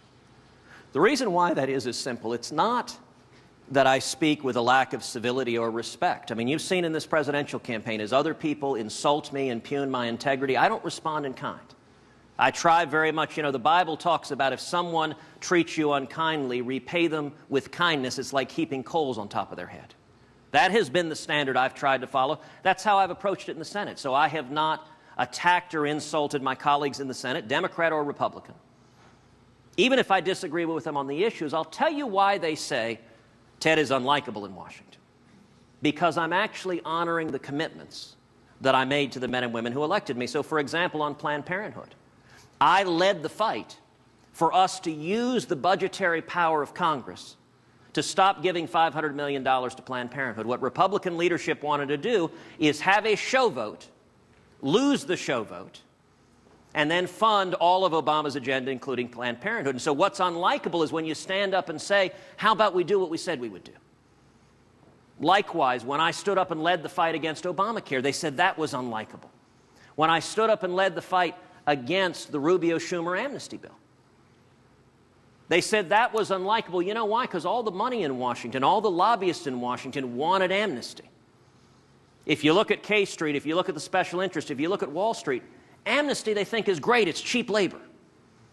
And so when you actually stand up, and by the way we won these fights is that I stood up and tried to shine a light on them, shine attention on them, and empower the American people. So, for example, amnesty, Rubio-Schumer amnesty passed the Senate. Every Democrat voted for it, and a whole bunch of establishment Republicans. And it was headed to the House to pass. House leadership, John Boehner, intended to take it up, pass it with all the Democrats and a handful of Republicans, roll over about 200 House Republicans. And I stood with Jeff Sessions and Steve King, and we took the case to the American people. And what happened is millions of American people rose up, lit up the phones to Congress and said, don't do this. And we defeated the Rubio-Schumer amnesty bill in the House. Now, in the world of Washington, that's considered unlikable. When Republican leadership, I wrote a book last year called A Time for Truth. The opening chapter is entitled Mendacity. It describes the inside story of what happened on the debt ceiling, where Republican leadership wanted to make it easier for Harry Reid to add trillions in debt to our country, and I objected to that. And the act of objecting, of honoring the promise I made to the men and women who elected me, engendered more animosity and unhappiness than anything I've done in my time in the Senate. Just this morning, Senator Jim DeMint, tremendously respected former senator here in South Carolina, was on a radio interview. He addressed this question. He said, listen, Ted is a friend. Anyone who says he's unlikable is being ridiculous. They said the same thing about me, Jim DeMint said, because Jim DeMint honored the commitments he made to the men and women of South Carolina, and Republican leadership hated Jim DeMint. Because, not that he spoke mean about them, but because he actually said, let's do what we said we would do. So let's take the second half of your question. How do we fix the problems? Because we actually need to fix them, not just talk about them. We need to change the direction of this country. A president has really three levers of presidential authority to change the direction of this country. Number one is executive power. That's been the one that Obama has abused so much. Now, the silver lining is everything done with executive power can be undone with executive power. That's why I pledged on day one to rescind every single illegal and unconstitutional executive action taken by Obama. It's why I pledged to instruct the Department of Justice to open an investigation into Planned Parenthood and prosecute any and all criminal violations. It's why I pledged to end persecution of religious liberty in the executive branch. It's also why I pledged to instruct the Department of Education on day one that Common Core ends today. Using legitimate executive power, you can end many of the abuses of Obama if you just have a president willing to use that power. The second avenue of executive power to change the direction of this country is foreign policy. It's why I pledged on day one to rip to shreds this catastrophic Iranian nuclear deal. And on day one to begin the process of moving the American embassy in Israel to Jerusalem. Both of those on foreign policy the president can do immediately. And it's worth remembering that this same nation, Iran, released our hostages the day that Ronald Reagan was sworn in. And then the third avenue to change the direction of the country is legislation. Now, legislation is not easy with this broken Congress. I'm running on two big legislative initiatives. Number one, repealing every word of Obamacare. And number two, adopting a simple flat tax and abolishing the IRS. Now, neither one of those are easy. I'm not remotely naive or Pollyannish. Could I get those done in this Congress? No. But think about the last time we beat the Washington cartel. It was 1980. It was the Reagan Revolution. Remember, Reagan in '76 primaried Gerald Ford. You want to make Republican leadership loathe you come within an inch of beating the incumbent Republican president in a primary. You think they dislike me? They hated Reagan with the heat of 1,000 white-hot suns. He was unlikable. And yet, what did Reagan do in 77, 78, 79? He didn't fly to Washington, sit down with the old bulls, and say, come on, guys, let's stand for something. He knew that wouldn't work. Instead, he took the case to the people. He built a grassroots army. The Reagan Revolution swept in. And when you go to the people, it transformed the incentives. Today, everyone's a Reagan Republican. You cannot find a Republican who will not swear that Ronald Reagan is tattooed somewhere on their body. But the reason is he took the case to the people and he changed the incentives. How do we abolish Obamacare, repeal Obamacare, and adopt a flat tax? We make the election a referendum so we come out of November 2016 with a mandate from the people. And that's exactly what I intend to do. Thank you. Thank you for your question. Thank you. Senator,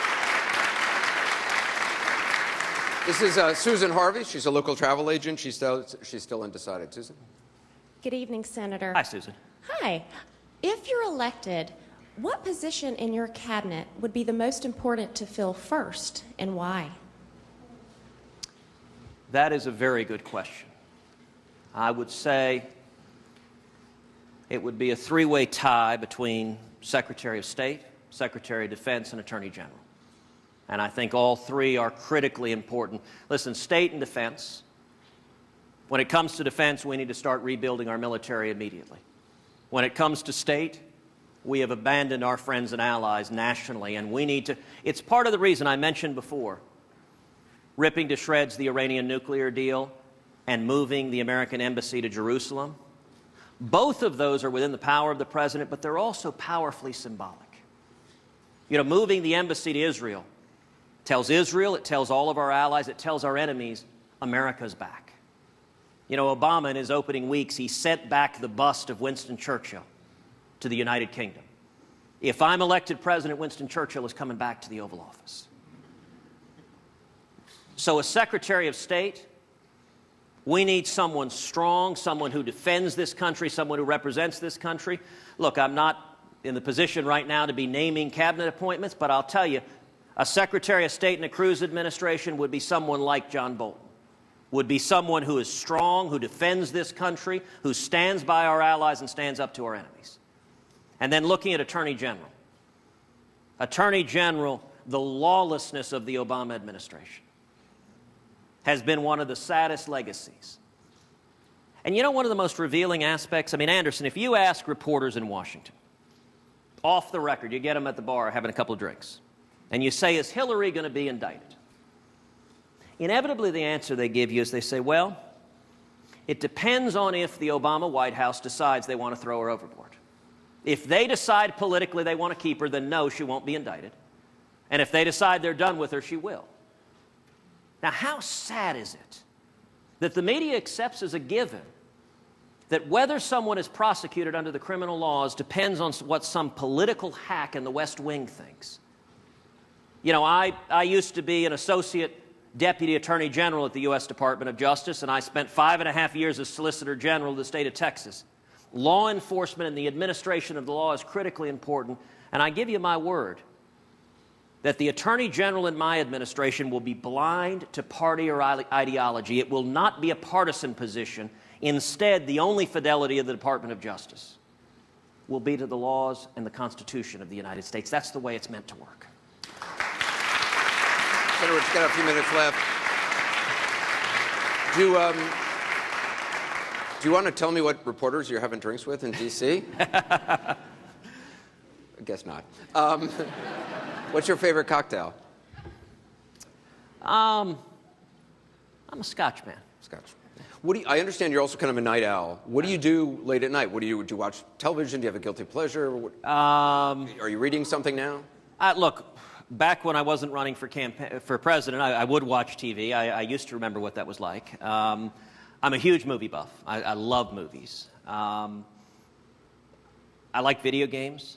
One of the things, if you asked my wife, if you asked Heidi what drives her crazy about me the most, it is my iPhone. If she could fling my iPhone out the window and into the trash, she would be thrilled. because I'm on my iPhone, I'm playing Plants vs. Zombies or Candy Crush. My girls love it. I mean, we'll sit there, the three of us, playing the iPhone, and Heidi wants to, like, throw something at all three of us. What, I know you've done a lot of impersonations on the campaign trail. I've seen some of them, Simpsons characters, Princess Bride. What's your favorite one? Do you want to grace us with it? Oh, look, I mean, part of it is you got to have fun.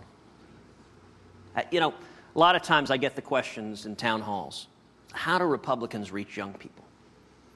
And in answer to that, part of it is substance. We got to make the case that the Obama economic agenda is hammering young people. For 7 years, young people come out of school with economic stagnation. They can't get a job. They don't have a future. Obamacare is a massive wealth transfer from young, healthy people to everybody else. And the national debt is hammering young people. But part of getting young people is having fun, loosening up. You know, would it kill Republicans to crack a joke? Actually, some of them, I think it might. So, look, I'll give an example. It's not, I mean, so the impersonations is part of that. It's just sort of having fun. But, you know, I'm reminded of a few years back, I was out in L.A., traveling out there. And the week before I arrived, these posters began appearing all over town. And they're posters of my head on a shirtless torso that is ripped. And it's covered with tattoos. A giant eagle on my chest. 2 6-shooters on my abs, which are a perfect 8-pack. Winston Churchill, you sound less than convinced. Yeah, well. Winston Churchill on my right bicep, which is massive. A cigarette dangling out of my mouth. And above it, the legend, blacklisted and loving it. Now, we had nothing to do with these posters. This was a local street artist in LA that just put them up on his own, but we decided to have some fun with them. So we posted on Facebook, we said, well, for whatever reason, these posters have begun appearing all over Hollywood. I have to say I noticed a glaring error. I don't smoke cigarettes. Senator Cruz, thank you very much. Anderson, thank you. Appreciate it. That's all the time we have. I want to thank Senators Cruz and Rubio and Dr. Carson. A special thanks to all the voters being here for asking the questions and the viewers at home. I hope you join us tomorrow for the rest of the candidates. I want to thank everybody in Greenville. Tomorrow night, same time, different city, another town hall, Columbia, South Carolina. Jeb Bush, Donald Trump, John Kasich, right here on CNN. Our coverage continues with Don Lemon right after this.